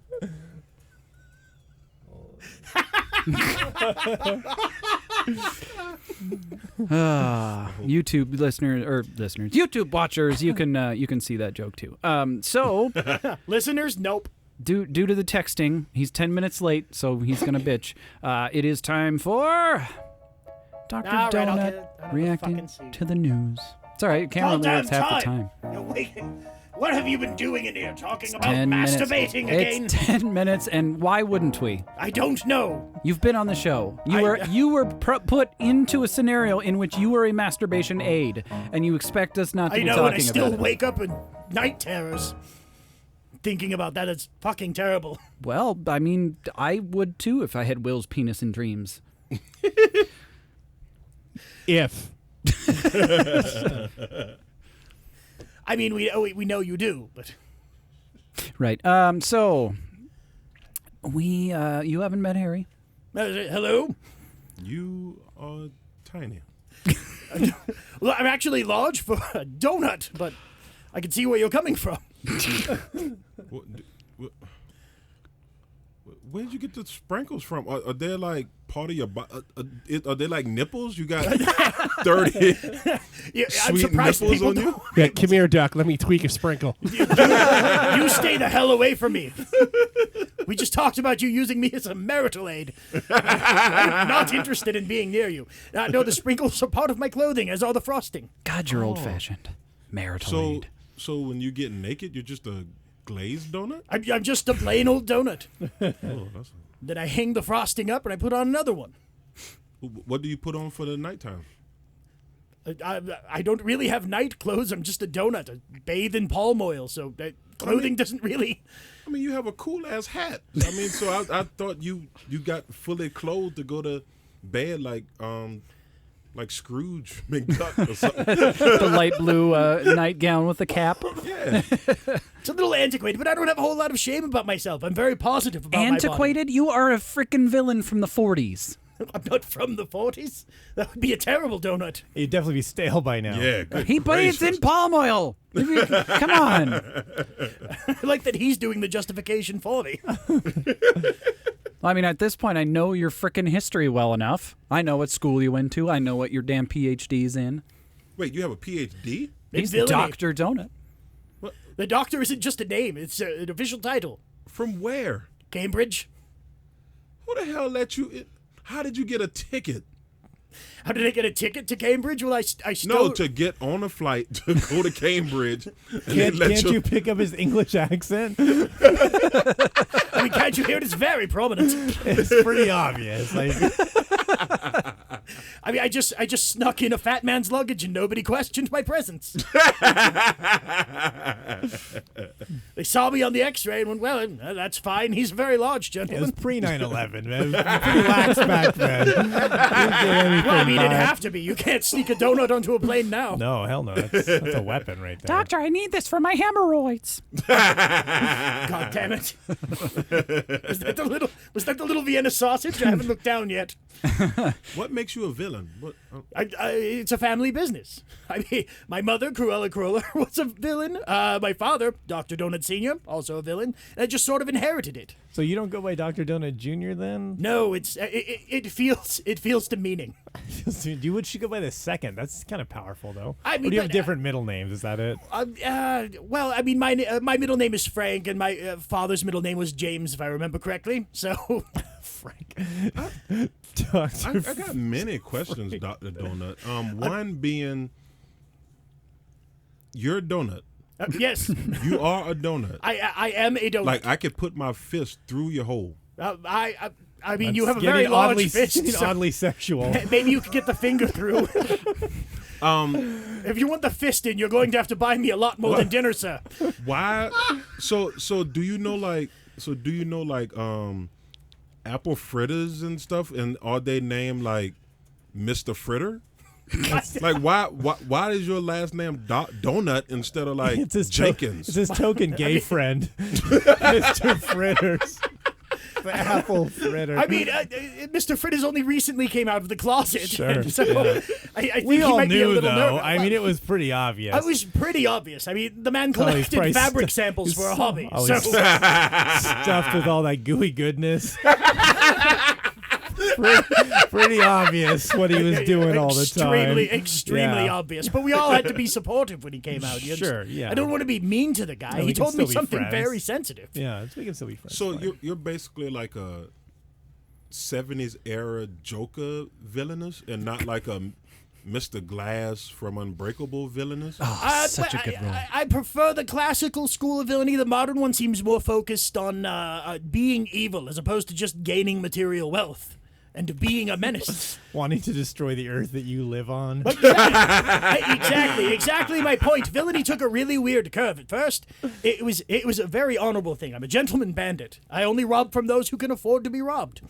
So I tell my lady friends. I'm a gentleman bandit. So he's basically into subprime mortgages and stuff. Have you ever heard of a reverse mortgage? Look, I did own Freddie Mac for a while. It was very surprising. That was a very complicated board meeting. You're like the evil Warren Buffett. Precisely the opposite. He and I have fought in many a boardroom. Oh, so funny. Have a showdown between you two, like Mayweather and McGregor. Exactly. Dr. Donut and Warren Buffett. I still think I'd win. Yeah. Maybe not 20 years ago. He was a bit healthier then, but now he's sort of moved on in years, and here I am. All right, Doc. We're gonna, do the thing. Did you bring your news? I absolutely did so. News. Good. What do you got so for you're us? a villain and you bring news? Yeah. It's very complex, Harry. Not one-dimensional villainous. Not your run-of-the-mill villainous donut. Well, look, have you seen the news lately? It makes a lot of people sad. most- Why wouldn't I get involved in that? Most autonomous donuts are just into villainy or news. Dr. Donut is a Renaissance donut. He's into donuts or villainy and news. I do a lot of things. Oh, this again. Oh, no. This is way too officious for what I do. I basically just come here and tell you a story I read. All right. All right, here I am, not behind a desk or anything. I don't have a tie on. Do you have pants on? Thousands sign up to clean sewage because they didn't read the small print. Wait, is thousands sign up too? Yes, they sign up to clean sewage. Oh, okay, God. I'm with you now. Don't I? Do you read the terms and conditions? Probably not. No one really does. And so, inevitably, 22,000 people have now found themselves legally bound to 1,000 hours of community service, including but not limited to cleaning toilets at festivals, scraping chewing gum off of streets, and manually relieving sewer blockages. God, I knew I shouldn't have downloaded that newest version of iTunes. Always just accept that user agreement, son of a bitch. You just, yes, of course, I read it. I want to play this game. Of course. And all of a sudden, you find yourself in a human centipede. Again. I want to do a single centipede. Well, it's easy. You just like if I could get that's my called mouth, your cock, sir. If I get my mouth on my own butthole. I'm working on it. I heard there are surgeries you can get. A lot of hot room yoga. Carpe diem. Seize the day, boys. Make your lives extraordinary. Seize the butthole. God damn it. Now you have a stinger, you tiny sausage. Okay, so sorry. I now didn't you're mean part to of the do show. Snap out of it. That was barely a quote. The hopefully joke clause was inserted in the terms and conditions of Manchester-based Wi-Fi company Purple for a period of 2 weeks to illustrate the lack of consumer awareness of what they are signing up for when they access free Wi-Fi. The company operates Wi-Fi hotspots for a number of brands, including Legoland, Outback Steakhouse, and Pizza Express. Exactly the kind of people you want cleaning sewage. I'm sure those places get a lot of patronage now. Fuck you! I ain't trying to clean your toilets. Outback Steakhouse. Listen, I don't want to clean the toilets in an Outback Steakhouse. I've seen the people who go there. Listen, I like a bloomin' onion as much as the next guy. I ain't going down that motherfucking sewer. Well, I mean, you should have read the terms and conditions of the Wi-Fi at the restaurant. Who's using Wi-Fi at Outback Steakhouse?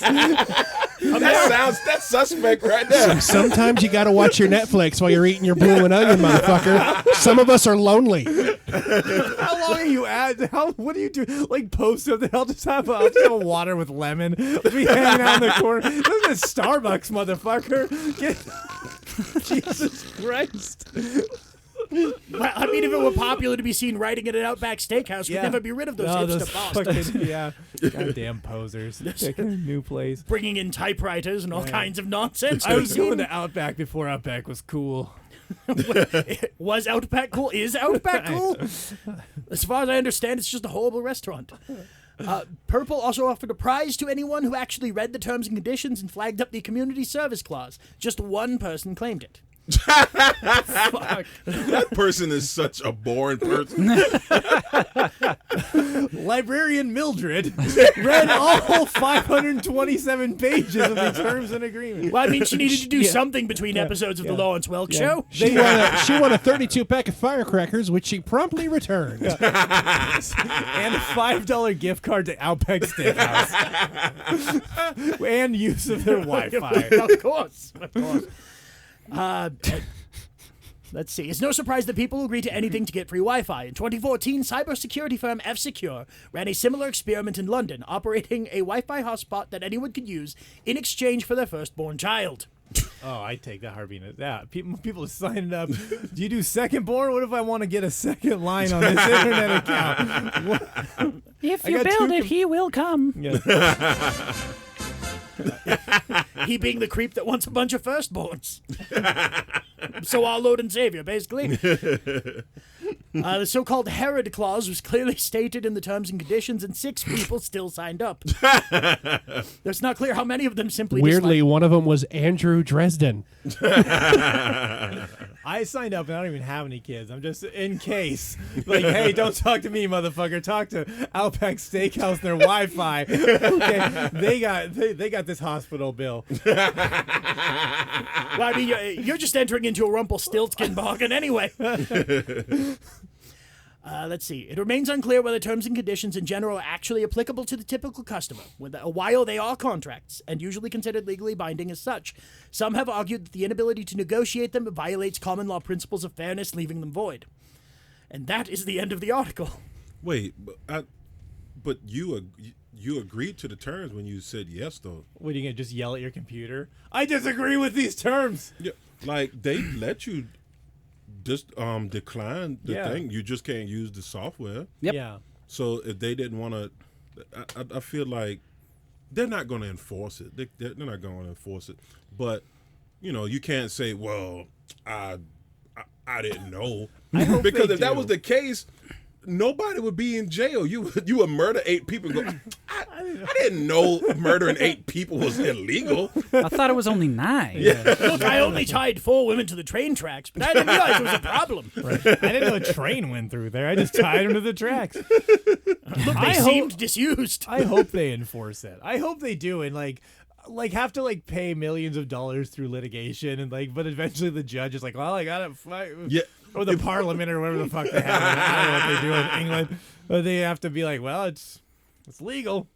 That would be so great, though. Just all these people. Man, I only used it for 15 minutes, and I'm arm deep in doo-doo. God, I used it to download the newest episode of Orange is the New Black. Look at me now. Now you're in real prison. I tried to download the new version of the Thong Song that just came out. I didn't even like the new version. The old version is better. Now look at me. Yeah, I'm going to have to agree. The old one was, if you're to compare them together, the old one was better. I'm certainly confused. Is there a new version of the There Thong is a new Song? version. There's definitely a new version. Go to Jessica Carson's thing and listen to it and then react to her posts about it. Yeah. I don't think I've met her yet. No. Have I? No. Ask the fat one. Which one? The one he always calls the fat one. Which one? I mean, now you've You call technically him the Will Gilman. You've technically included Marjorie in that statement. No, you call her the fat child. Look, I don't know. They're just throwaway insults. I just insult everyone I see. It's part of the villainy. Well, I mean, if you give the same insult to the same person, I just assume that's something you're actively doing. I mean, of course it's something I'm actively doing. I actively do it. Shut up already. All right. You probably got to go, I'm thinking. Well, okay, I guess. Just getting kicked out right now. Yeah. Yeah, I guess. I suppose no one wants to hear my evil plan. I'll just get out of here. Nope. Here I go. I just imagine him flittering away as he's like. I mean, you're watching him do it. Please don't make fun of the way I walk. I'm very small. These are black licorice legs I've your got. They can only legs are bend not so far. They're not proportionate to your body size. I think is the problem. I wonder if his licorice arms and legs are just as stale as the rest of them. Probably. Because I would eat the shit out of his arms and legs. Is his little mustache licorice too? I don't think I've ever asked that question. Well, we should. It is. Ha ha ha! I didn't leave. Get your ass back here. Well, okay. I guess one of your guests insists I'll just hang out here. Well, you can converse with him in the break because it is time for that. Good. It is time for that break thing.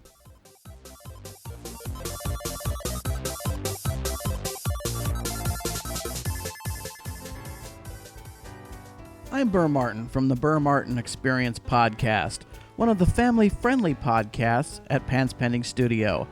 Now, the Pants Pending crew were kind enough to do a clean commercial for my podcast. I thought I'd return the favor. So listen up! Do we cuss on my show?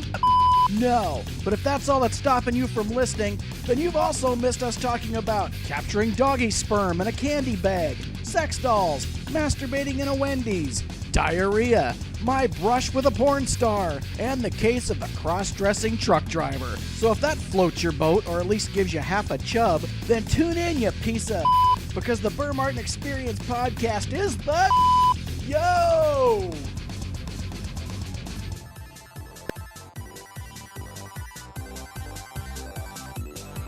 Oh, hey, we're back.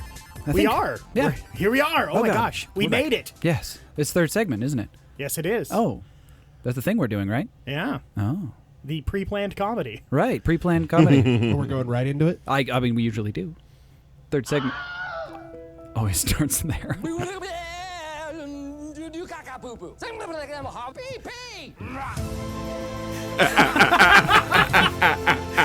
Oh, that always tickles my ribs. Welcome, everyone, to Hollywood Translator. That's right, Hollywood Translator. I forgot the whole thing I was going to say. It's like, it's your thing. Say the things. My thing. All right. So this week we have a selection from a very important scene from a very important movie that taught us all about how to be afraid of things on the internet. I'm talking, of course, about the movie Hackers. Oh. The highly factual documentary featuring Johnny Lee Hooker. I think that's his last name. Yep. Johnny Lee Hooker, Angelina Jolie, and some other people who didn't do anything after this. Hey, what's his name? Did Scooby-Doo? Matthew Lillard. Matthew Lillard. I said it earlier. So, like I said, did nothing after this. He was also one of the comic reliefs in Idle Hands that he played really well. So nothing. Dude, I love that guy. Shut up. No, he's great. I'm flipping him shit. But Matthew Lillard was one of the better parts of this movie. So, anyway. I thought, since I haven't thought about Hackers for a while, I should make everyone think about it. I think about it every day. It's probably not going to resemble at all because we all know Hollywood Translator by now. Oh, yeah. And in this particular case, the scene has been translated through the following languages. Sundanese. These are from Google, so if there's something wrong, yell at Google. I don't care. Sundanese, Sesotho, Catalan, Slovak, Zulu, and Hebrew. Where are those first three languages from? I don't know. I was just, I should not reuse any. Small islands off the coast of Australia. Sundanese or Sudanese? Sundanese. It does say Sudanese, doesn't it? That's what it says in the translator, too. So it's not. It's different than Sudanese. Maybe? I think so. Must be. I mean, I don't know. It might. It not. Not. It must. It must be. It must be. There's no way. Must. I guarantee. We're changing it. A member of a mainly Muslim people of Western Java, Indonesian language. Oh, neat. Neat. Neat. Okay. I don't mean to be. Just like that's interesting and fascinating, and I'll look it up later. Let's see. Sesotho, the South Sotho language of the Basotho people, an official language in Lesotho and South Africa with over 5 million speakers. Oh, wow. Oh, that's a lot of speakers. How many that don't speak? I know what you're thinking. 5,995,000,000. They're mostly illiterate. Statistically, they're a mostly illiterate country. Oh, I thought you meant the world. I was like, no. subtract that from 6 billion, and there's your answer. And silly me, I thought he was going for a No Doubt reference. See, that's what I was going for, too. I said the next line in that song. I can tell you guys this. There is no chance I will ever be going for a No Doubt reference in any joke I ever tell you. What, you don't listen to No Doubt? Don't shame the music. I'm not shamed. I just don't. I don't know. You don't listen to No Doubt with the windows up? I don't listen to it at all. Not even Spiderwebs? I mean, sorry, I'm not home now, Deece. It's not a bad song. It's not a bad song. Leave a message and I'll call you but back. I don't know if I'd ever reference a likely story. Yeah, I'm not going to call you back. Leave a message and I'll call you back. Like that implies I gave you my real number, which for sure did not happen. It's all your fault. I screened my phone call. Yeah. This is reference that happened in the Patreon bit. Sorry, listeners, but Catalan from Catalonia is actually considered a Romance language, closely related to Catalina Spanish or Castilian Spanish. That's what it is. Yeah, that. I just wanted to look that up. The rest of them I know. And let's move on. Who are the playing the whats? Yeah. All right. Will, of course, will be serving as our narrator because he does it the best. That's true. That's true. I proved how horrible I was at that last week. The very important character of Nurse will be played by our very own Deece Casillas. I didn't get a name. It's just Nurse. What's their so code degrading. names? That's their code names. Yeah, being that's their translated. elite hacker name. Yeah. Is Nurse. Oh, that's a terrible. Not like Neo, like Trinity or Neo, like there's some club from the early 2000s. You get to be Nurse. Let me show you the Matrix. Are you Nurse? I always wonder what would happen if you ran with somebody who has a normal username. Green cheese 711XXX. Big cock 6969. I want to show you the Matrix. 16F Cali. I want to show you the Matrix. Lowercase x, capital X, lowercase x, Bob, lowercase x, capital X, lowercase x. At Hotmail. And And Kate, of course, will be portrayed by Harry. So she has a name. It's just her name. She's I'm bad at this covert hacking thing. She's bad. She's bad at creativity, but she's an excellent hacker. I mean, That's why the crew keeps her around. To be fair, my name is Katie, so hiding cleverly behind that Kate. And the only reason I didn't assign you Kate is because you would have done Kate Beckinsale the whole segment. now that's all I'm going to hear whenever this. I can still do the nurse that way. That's true. Hello, I'm a nurse. I'm Nurse Beckinsale. Oh shit! I was gonna try to do a distinguished British narrator too.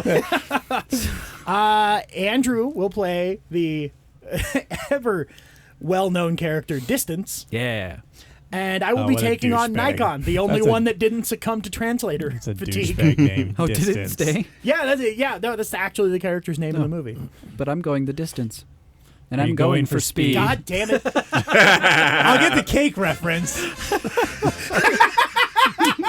God damn it, if we're on shitty early 90s ska adjacent alt music, you're going to do a No Doubt and a cake reference in the same fuck. Are we going to do a... Well, look, we all wanted to sleep with Gwen Stefani. Yeah, somebody do a Weezer reference real quick so we can round out this trifecta. You look like Buddy Holly. All right, guy all from right. Cake is a Scientologist, so we got to hit somebody. Is he? Or maybe think like so. Mary Tyler Moore. I thought I'd do both. Okay, sure. Weezer. Yeah, let's do the things. Yeah, let's get into Do a it. thing. Interior, Kate room.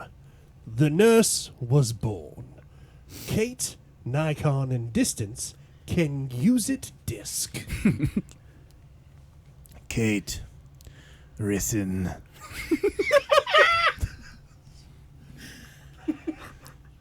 You wait. I must tell you. Minute! Seymour! Looks like something right's writing. Come on. Look. Scheduled. Nikon referred to the code part. But a sick man, a man. It does not work it. It takes unlimited time. I listened to more coffee. I kept waiting. Introduce yourself there. Last hour teaching and translation of the nurse engine. Free files. Most readers watch and watch. Everything is complicated. Finally, the fields. Pizza is over half, reports the nurse. Oh, not a virus. It's your dream.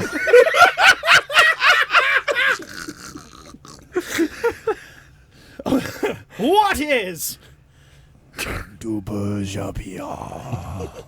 The nurse indicates that the data signal flows faster.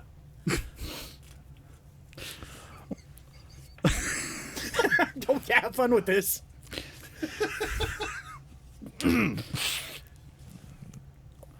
Of all of ancient financial assets, try for yes. Millions of dollars. 2 cups of baby pig gas.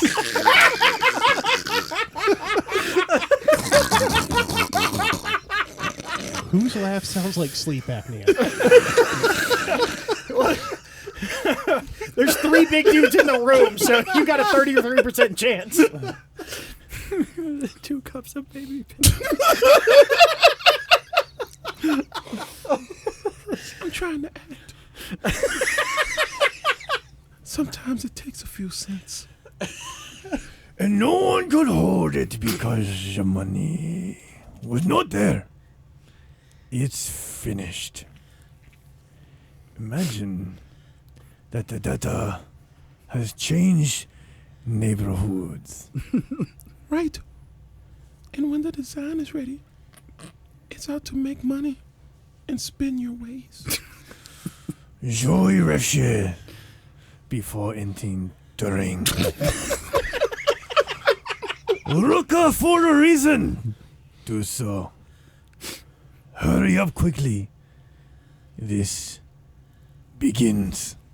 True and appreciated. that the results are combined. 2 days. And just look at that thing. Eton. It's 21.8 million feet, man. Neonic writers.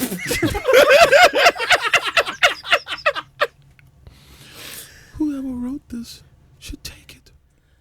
Low and freak and Joey. We did it. We have to accept them all. Archive to see if money is available. More than ever, the sky is gone. So we can... Who did that? I know who wrote it. I am? Our ancient security is over. I gave it to Rue. He gave me a copy of a CD. Oh, what are you doing? I do not know where it is. Because a man in the world, no one. Unnamed. Make sure, man, you're an amazing person, man. Why did he come to you? I have a message. It was a cool zero. A cool zero? The fall of 57,000 managed sometimes? Nikon closes his eyes and remembers his pictures. The great decline of history. The first, the new cream. New York Times, July 10th, 1988. I thought, unnamed, you're a real person, no one. Yes, man, that's better. It's okay. Oh, men. So far. Unnamed, that person called Zero cool. Unnamed, hoo-ha-ha. Free. It's also good. MIT is available. I will do. Then? Gibson will be upgraded. He'll show you that you love him, dentistry. Then the police will find you. They have I Think You Smoke. Thank you for your opinion, man. You see, though you have a password, it will take 10 minutes to get in and have it. I still have a file, someone. I think, E. The police must be 5 minutes. Oh, wow. Will be built. Sudden heartbeat.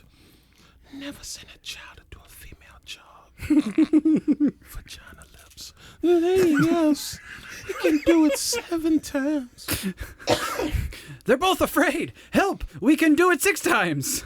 God, I have to save my whole face.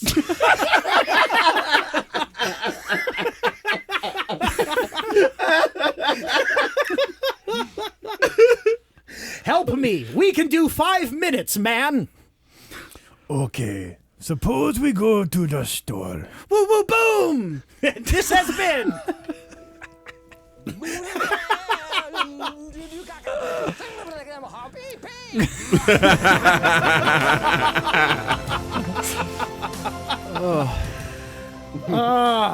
See, dramatic reviewing Amazon bins was not consistently funny like this has been. No, Like, this has been perpetually good. God, it's hard to recover after that. Maybe we should do it at the end when we can just be done. No. I can't laugh anymore, guys. It's just so hard. All right. So, Hackers. Anybody want to watch that again? I do, Yeah. actually. Yeah. I want to. Like, don't think I watched it in the first place. I've never seen it. I've never Really? either. Yeah. it's a terrible portrayal of what computers were in the 90s, but it's a fun movie. It's a fun movie once you accept that no one on the production staff understands what computers are capable of. I think computers were a terrible representation of computers in the 90s. And I have it on Blu-ray. Adding that to my Blu-ray list.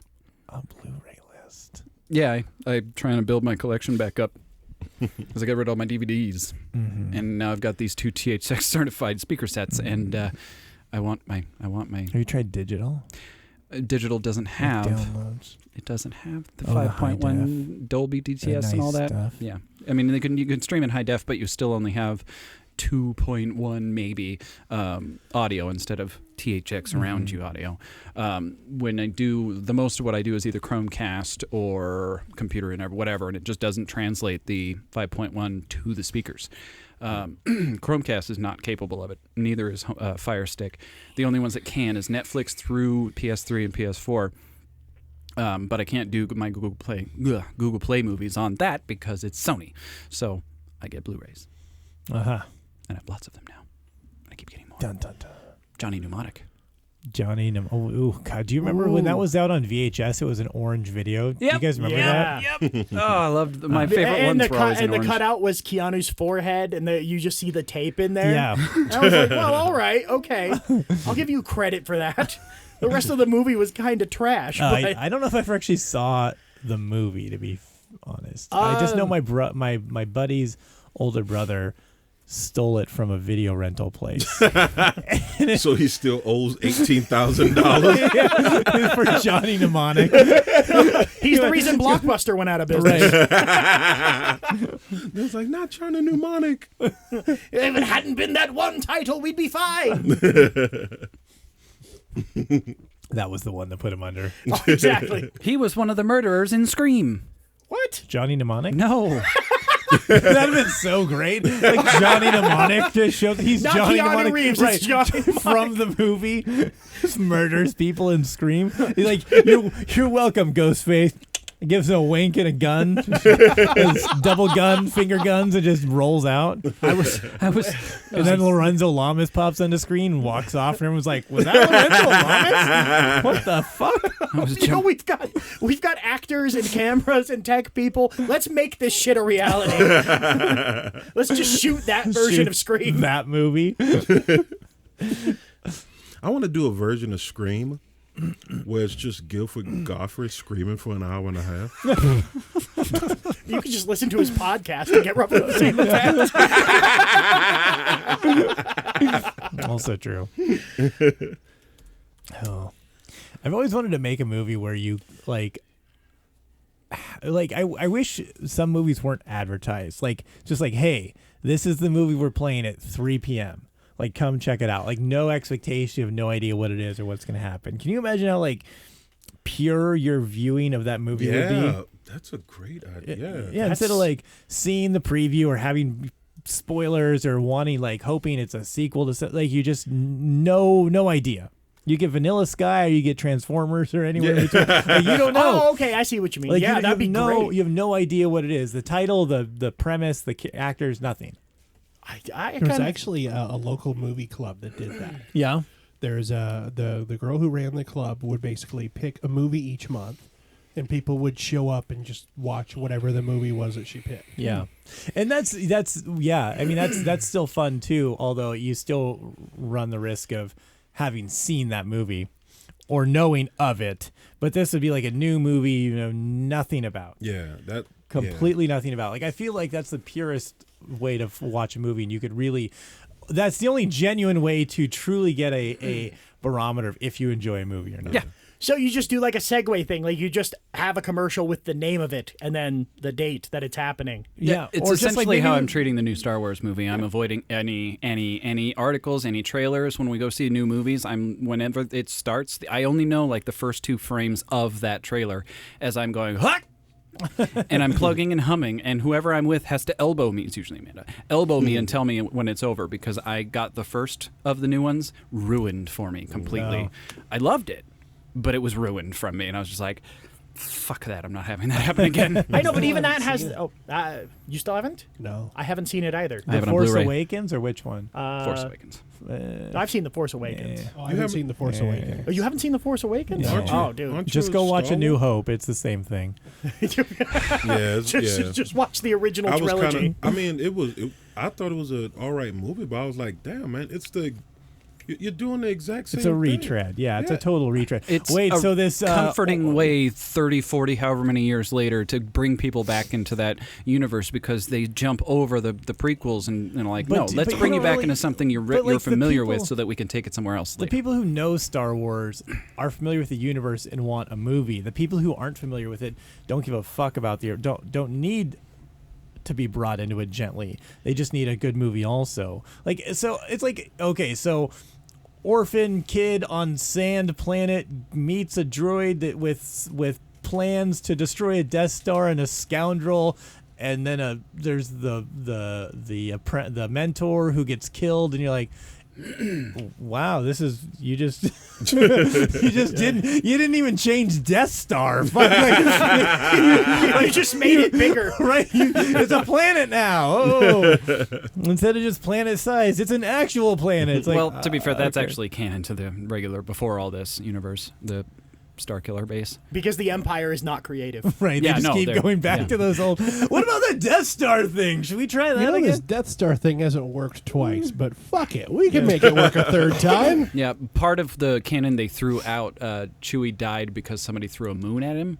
Sure, that kills a lot of people. It was probably more logical than that, but a moon landed on him and he died. What a bitch death. Someone threw a moon at him and he died. Please. Just someone threw someone showing their ass at Chewie. This is why you don't throw moons inside the house. Every time you throw a moon in the house, a Wookiee dies. This is why we can't have nice things. All the Wookiee blood. It stains, you know. Yeah, can't get that shit out. I like the Rogue One. I like that one. I enjoyed that one. I haven't seen that one yet. I got it on Blu-ray. It didn't do what I thought Hollywood would make them do. How do you mean? I thought that Hollywood Happy would ending. make it. Yeah, give it a happy ending. Oh, okay. Everybody gets off the.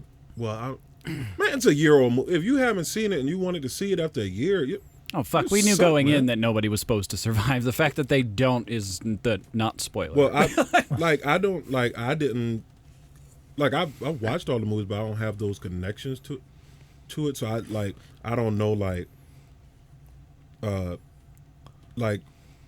I knew that it was trying to connect that movie with them attacking. Yeah, giving a bridge. Yeah, but I didn't know if they were going to get off or not. I was like, in my mind, halfway through the movie, I'm like, how are they going to explain how these people are not in the other movie? Because, some of these people are not, nobody in that part that was important in that part is being mentioned in the other movies, and they explained it by killing everybody. They just Game of Thrones did. They actually had an original cut where they lived. Yeah. And then they went back, and I think the director was like really adamant. He's like, they have to die. It's like they have to die. It just that it really was such a better ending. Yeah. To do it that way. Yeah, and I mean, I'm with you though, because I don't know everything about it, because when I watched Rogue One and I came out and I said, man, there was a lot less Bothan deaths than I expected. Yeah. I got swarmed by people. Sorry, that was the plans to the Death Star 2 that they were after. Oh god, that was so weird. Yeah, basically. A bunch of nerd correctors hanging out outside theaters. Excuse me, technically that was... How dare you say the word Bothans? We're not on the Death Star 2. Wait for the Starkiller Base 2. I'm glad I haven't gotten to that point in the things that I love that I have to attack people who don't. Because in my mind, I'm like, well, they're just not into it as much as I am. Yeah. If you talk to somebody about video games and they go, oh yeah, I remember playing Sonic the Hedgehog on the Nintendo 64, and it's like, that's not. But you can't go. That never happened, and then start just Wild West fighting them, just dragging them across a bar. That's why I don't get mad at gay Dim's fighting words. That's why I don't get mad at gay guys, because I'm like, hey, more pussy for me, man. Give him a high five and off we go. And I wash my hands after, but you don't want to catch it. Not crazy. I'm not dumb. All right. So. As a matter of fact, that's 2 dicks out of the equation. That's true. Yes, it doubled it. Yeah, 2 dicks at least. Yeah, at least. Yeah. So. Unless he's got like a harem or something like Nicholas Cavazzi. No, Jesus. I didn't know he had a harem. You know what's actually really funny is when I first heard about Drink and Debate, it was right after he started, doing the podcast and then being the co-host. I didn't find out until I went to the first one that is you and Nick's thing originally. Well, it's kind of the origins of that is contested, and because if I can tell the true story,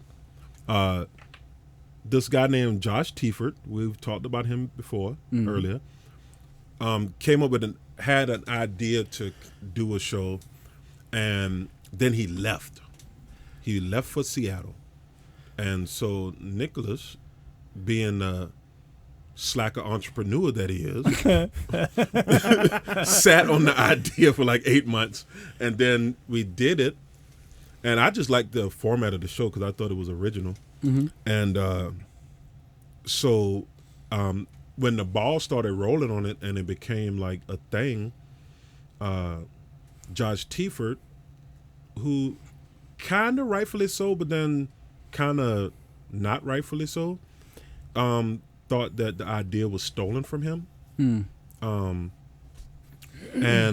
So, you know, from both sides, I can understand, like, Nicholas was saying, no, we talked about an idea. I ran with the idea while you went to Seattle. And on Josh's side, I had an idea, I just couldn't execute it, and you did. But honestly, I think if it wasn't a success, I think if only 10 people would come to the show a month, it wouldn't be up for debate. You know, nobody would want to nobody would want to claim it. Yeah, those twins were only mad they weren't in on Facebook because it got popular. Yeah. If it was going down like MySpace right now, they'd be like, fuck it, who cares? Yeah. You know, so it's and you only hear about it whenever Josh gets like really wasted or mad. Then he throws it out and it's like, oh, it's awkward. It's awkward. Kind of like when your mom and dad are arguing at the table and she keeps bringing up that time she cheated on her with a white lady. It's like, good luck. That was 40 years ago. Stop it. Man, you already murdered her. What more do you want? I want to murder her again. Yeah. Was that a Bayou accent? I don't know. It just sound like it. That's his Cambridge accent. Why would I have a Cambridge accent? I didn't go to college. South Cambridge. How'd you know? Like I'm a doctor of nuclear physics down there. It does sound a little like Kate Beckinsale. Don't most things sound like Kate Beckinsale? A little bit. Yeah. Oi. Oh, hey, there's Kate's sister. Date Beckinsale. She's a little nutty. Oh, come on. Everybody likes her whether they admit it or not. Yeah. We have a puns button for that. No, that wasn't good. It's only a puns if people laugh. That's not true. Puns are the worst when people don't like them. Yeah, that's what I said. Puns are the worst when people don't like them. Yeah, that's what the button's for. That wasn't even a pun. That's me in 4-part harmony. It does. Yeah, I can tell. Sound like you. I was waiting for a drop like that. He pressed a button and I was like, what's just going on? Just waiting for buttons, and I think I know what he's doing, but... Oh, man. No. I wasn't doing anything. I was getting back. Oh, are we doing the regret bit? Oh, for Christ's sake, every time. Oh, man. We already did the third segment bit. I regret that we don't do the Amazon bit anymore. God damn it. What's the Amazon bit? With dramatic reviews of, or dramatic readings of the funny reviews on some, the funny written out on items. Yeah, it was fun, but it had its up and downs with funny. It tapered because a lot of the reviews, everybody kind of told the same joke. Yeah. Like when we did the lube, it was a lot of people like, ho, I have a lot of sex, and that's why I need it. The yodeling pickle was always a sex toy, and it's just guys, like there was originality when we started. There was a lot of different variations of, what the stories people took places, and then we just kind of did the same. It's like all goofy things, and it was basically we did all the really good ones, and then when the reviewing funny thing got popular, everybody's just like, I'm gonna say something stupid. I regret that people didn't write more witty Amazon reviews for us to read. Can you wait like a minute before you start regretting things? I'm converting a file. Does the original music not play on your iPad? I regret that I didn't import it into the thing because I regret that I'm importing the right file. Oh, it iPad doesn't load fast enough. It'll probably say regret bit. Like that's what the file's I regret called. that we don't do the Civil War bit anymore. Oh, we still do. We do. That one's sporadic. Like I still have the typewriter down here. I regret I don't know what sporadic means. Infrequent. It's his second language. You gotta understand. Yeah. Well, I know. He speaks Sundanese as his first. It's fine. I've seen pictures of Deece when he was a Mexican. When he was a Mexican. What a terrible way to phrase that. I converted. I always tell people that he's our equal opportunity hire. Gotta have one. Yeah. Here I am. Only one. Now we're an American corporation. It means we can hire who we want now. I regret that I've had several beers today. I'm not drunk yet. That's Would called you tolerance. stop regretting things for like 20 seconds? No, I'm Catholic. What do you want from me? Catholics are about guilt, not regret. That's the same thing. Yeah. I mean, feeling guilty and then regretting doing it. The reality is none of that's true. I'm not Catholic, guilty, or regret anything I do. Well, I know that, Deece. I mean, I should, but I don't. I love that. I should regret things, but I do not. Absolutely I'm not. Deece Casillas. That's a waste. I regret that this has actually started again. But I did say it was going to be Oh my sporadic. God, it's the music. Yep. It's still there. That's what I was asking you to fucking wait for. God, I wasted them all. I don't have anything to say now. Oh, okay, now that we humor you. Let's just end the show. You know what? I just... you know what? We're still going? I regret that we didn't convert more of that hacker script, because that was actually fun. I regret I still haven't seen the movie Hackers. We can fix that. We can fix it, and we will fix it. We have the technology.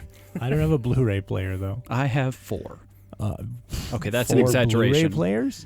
I Or do. 4 copies of Hackers on Blu-ray? Both. He actually keeps it running. One in each. Just so every room he goes to. Actually, it's still... he has it on regular DVD. Okay. Do I have it on regular? It's in your big books that I gave you. Oh, yeah. That's I regret right. that he forgot I gave him like 1,000 movies on DVD. I haven't been through that folder in a long time. But I have it on DVD, so yeah. I'm gonna watch it. Oh man, this music makes me feel like I'm at an Asian massage parlor. Wait, hold on. Is that An what you're Asian trying to massage touch my parlor dick? Yeah. or an Asian massage parlor? Oh, I mean, you can put quotes around or whatever, as long as they make the banana cry at the end. It's all good. It's the worst euphemism for a hand job I've ever heard, and I love it. I regret not knowing where one of those places is. Oh, I can help you out with that, Harry. Yeah, I've never even been to one, and I know where one might be. Just look where the police are hanging out all the time. We're investigating. Oh! Why is he here? Who? What's his name now? Who? InfoWars guy. Oh. Alex Jones? That guy. Look, every year I go on a tour of hand job parlors all across America to find out how potent they are. Someone sent me a video. They took a bunch of Alex Jones rants and turned it into a folk song. Oh, dude, I've heard that, and it's actually pretty funny. Gay frogs. The globalists are turning me into a meme in order to erode my... Fuck, I can't even think of the word. They are eroding your fuck, that's for They sure. are eroding my fuck. They took away my wife. They took away my kids. They drugged me with chili. And now I sound like a lunatic. They're trying to make me sound like a lunatic. They're ruining my credibility. There it is. Credit rating? Oh, please. I bought all of this on credit. My credit is poor. Now buy my Deep Earth iodine pills. Ah, such a wonderful recurring character, that guy. I'm not a character. I'm a real person trying to warn you of the dangers of Hillary Clinton and her child sex ring. Because you're a man! I'm a man and I bleed blood out of my heart. And I like to fight and drink. All right. And I don't like to maintain my relationships. So you're Irish. No, probably. I don't know. America! I regret inciting that. Still going. Yeah, all you had to do was Sorry, pass by it. I thought that was a lull. I didn't realize you were tuning the music down. I figured nobody was regretting things. I don't know why I'm still playing this shit. Apparently for that one. All right. I regret that I didn't get started earlier on my war against the globalists. You mean your war against info? No, there's a war on for your minds. I fight with information. You know what war on sounds? I do know what Oron's fifth of the Savag. Rhymes with. I don't know why I couldn't say that. It's because I'm tired. Oh, well, we've only been down here 3 hours. You know, that's true. I think 4. Yeah, well, we all got here at 4 hours ago. Okay. And we're about a half an hour of dinner and chatting up in the welcoming area of the waiting room. I don't know. I'm pretending this is a business. Office building. Hey, you're not a patron. What the fuck are you listening to? Give Pants Pending $1. I'm coming to your house. And I'm going to punch everything with a face in the face. I'm going to punch everything with a face. I love that Wait, expression. are you punching everything that has a face, or are you punching things with a face? Like you're using a face to punch people? He's got face gloves. Everything that has a face, I'm punching. Pictures, clocks. You know, technically a 6-sided die has 6 faces. You're gonna go after that 6 times or just the once? Just punching each and every one of those black dots. Well, now. That sounds a bit racist. Oh, I think he'll punch any die of any color. Yeah, I don't give a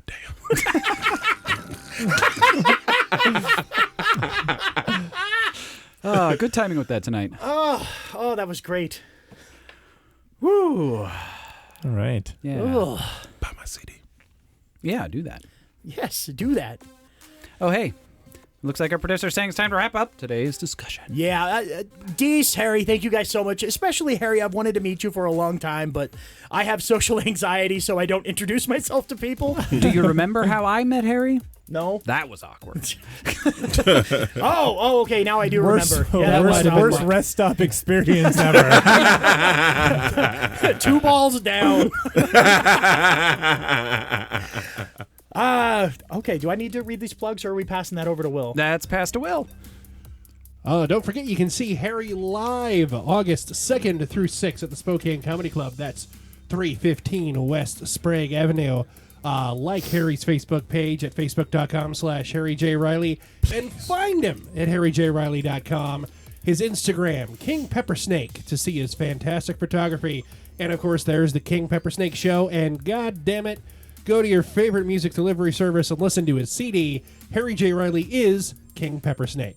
Listen to both of them. Then there's that Deece Kid, who on August 7th is going to be at the Emperor Room in North Spokane at 21 East Lincoln Road. And on August 11th, he's going to be at Comedy Night at Burdick's. Call Bill. Whatever the fuck that is. And you can always find him figuratively everywhere.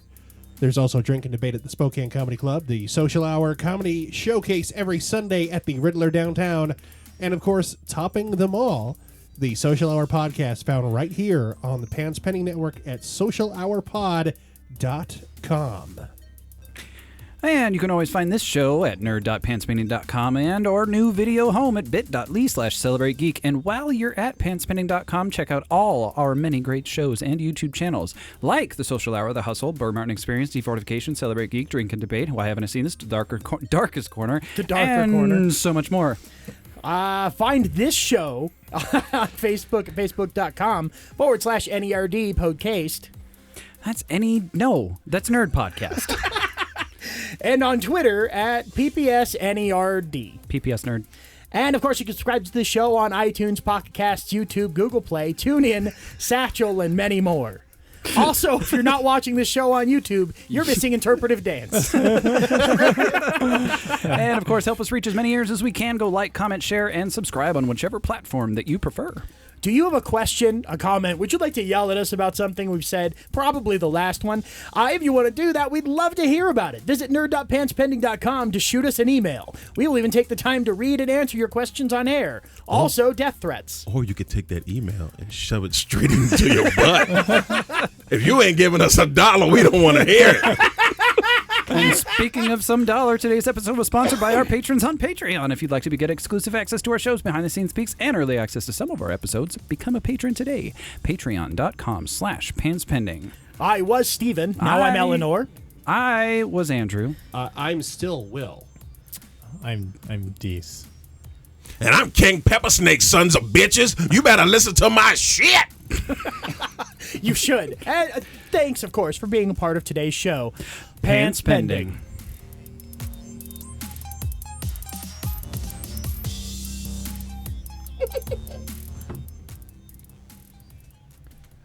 Well, I'm glad those guys got out of here finally. We've been living in this basement for 3 months. What do we do now? Well, I mean, we're going to have to move eventually, but right now it's air conditioned. I know, it's not nice and cool in here. Plus, we got plenty of couches to sleep on, unlike one of those guys. Yeah, all you can sleep on at his place is either his dog or his penis. I did both. Neither are good. No, one's slightly bigger than the other, and I won't say which one. I know it's the dog. It's fine. Oh, okay. I was trying to be complimentary because, you know, he has a complex. Well, I barely know the guy, and I, of course, am very antisocial on account of my being a hobo for life. Yeah. I've been living inside my little shack I made out of Campbell soup cans.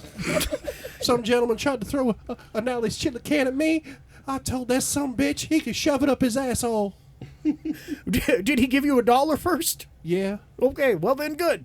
You done hustled him and then you done run him off. That's right. Very good. Guys, it's getting light. Oh, well, I mean. Who let this guy in? Oh, that's the little Vienna sausage from earlier. He needs a place to stay too. Podcast? This podcast is a Pants Pending Studios production. And part of the Pants Pending Studios Podcast Network. Find more of our great shows just by searching Pants Pending in your podcatcher. For more information or to contact us directly, visit us at pantspending.com. Please subscribe to this show, share it with your friends, like it on Facebook, and rate it on iTunes. And we thank you for making us a part of your listening day. Pants Pending. Pants Pending. Pants Pending. Pants Pending. Pants Pending. Pants Pending. Studios!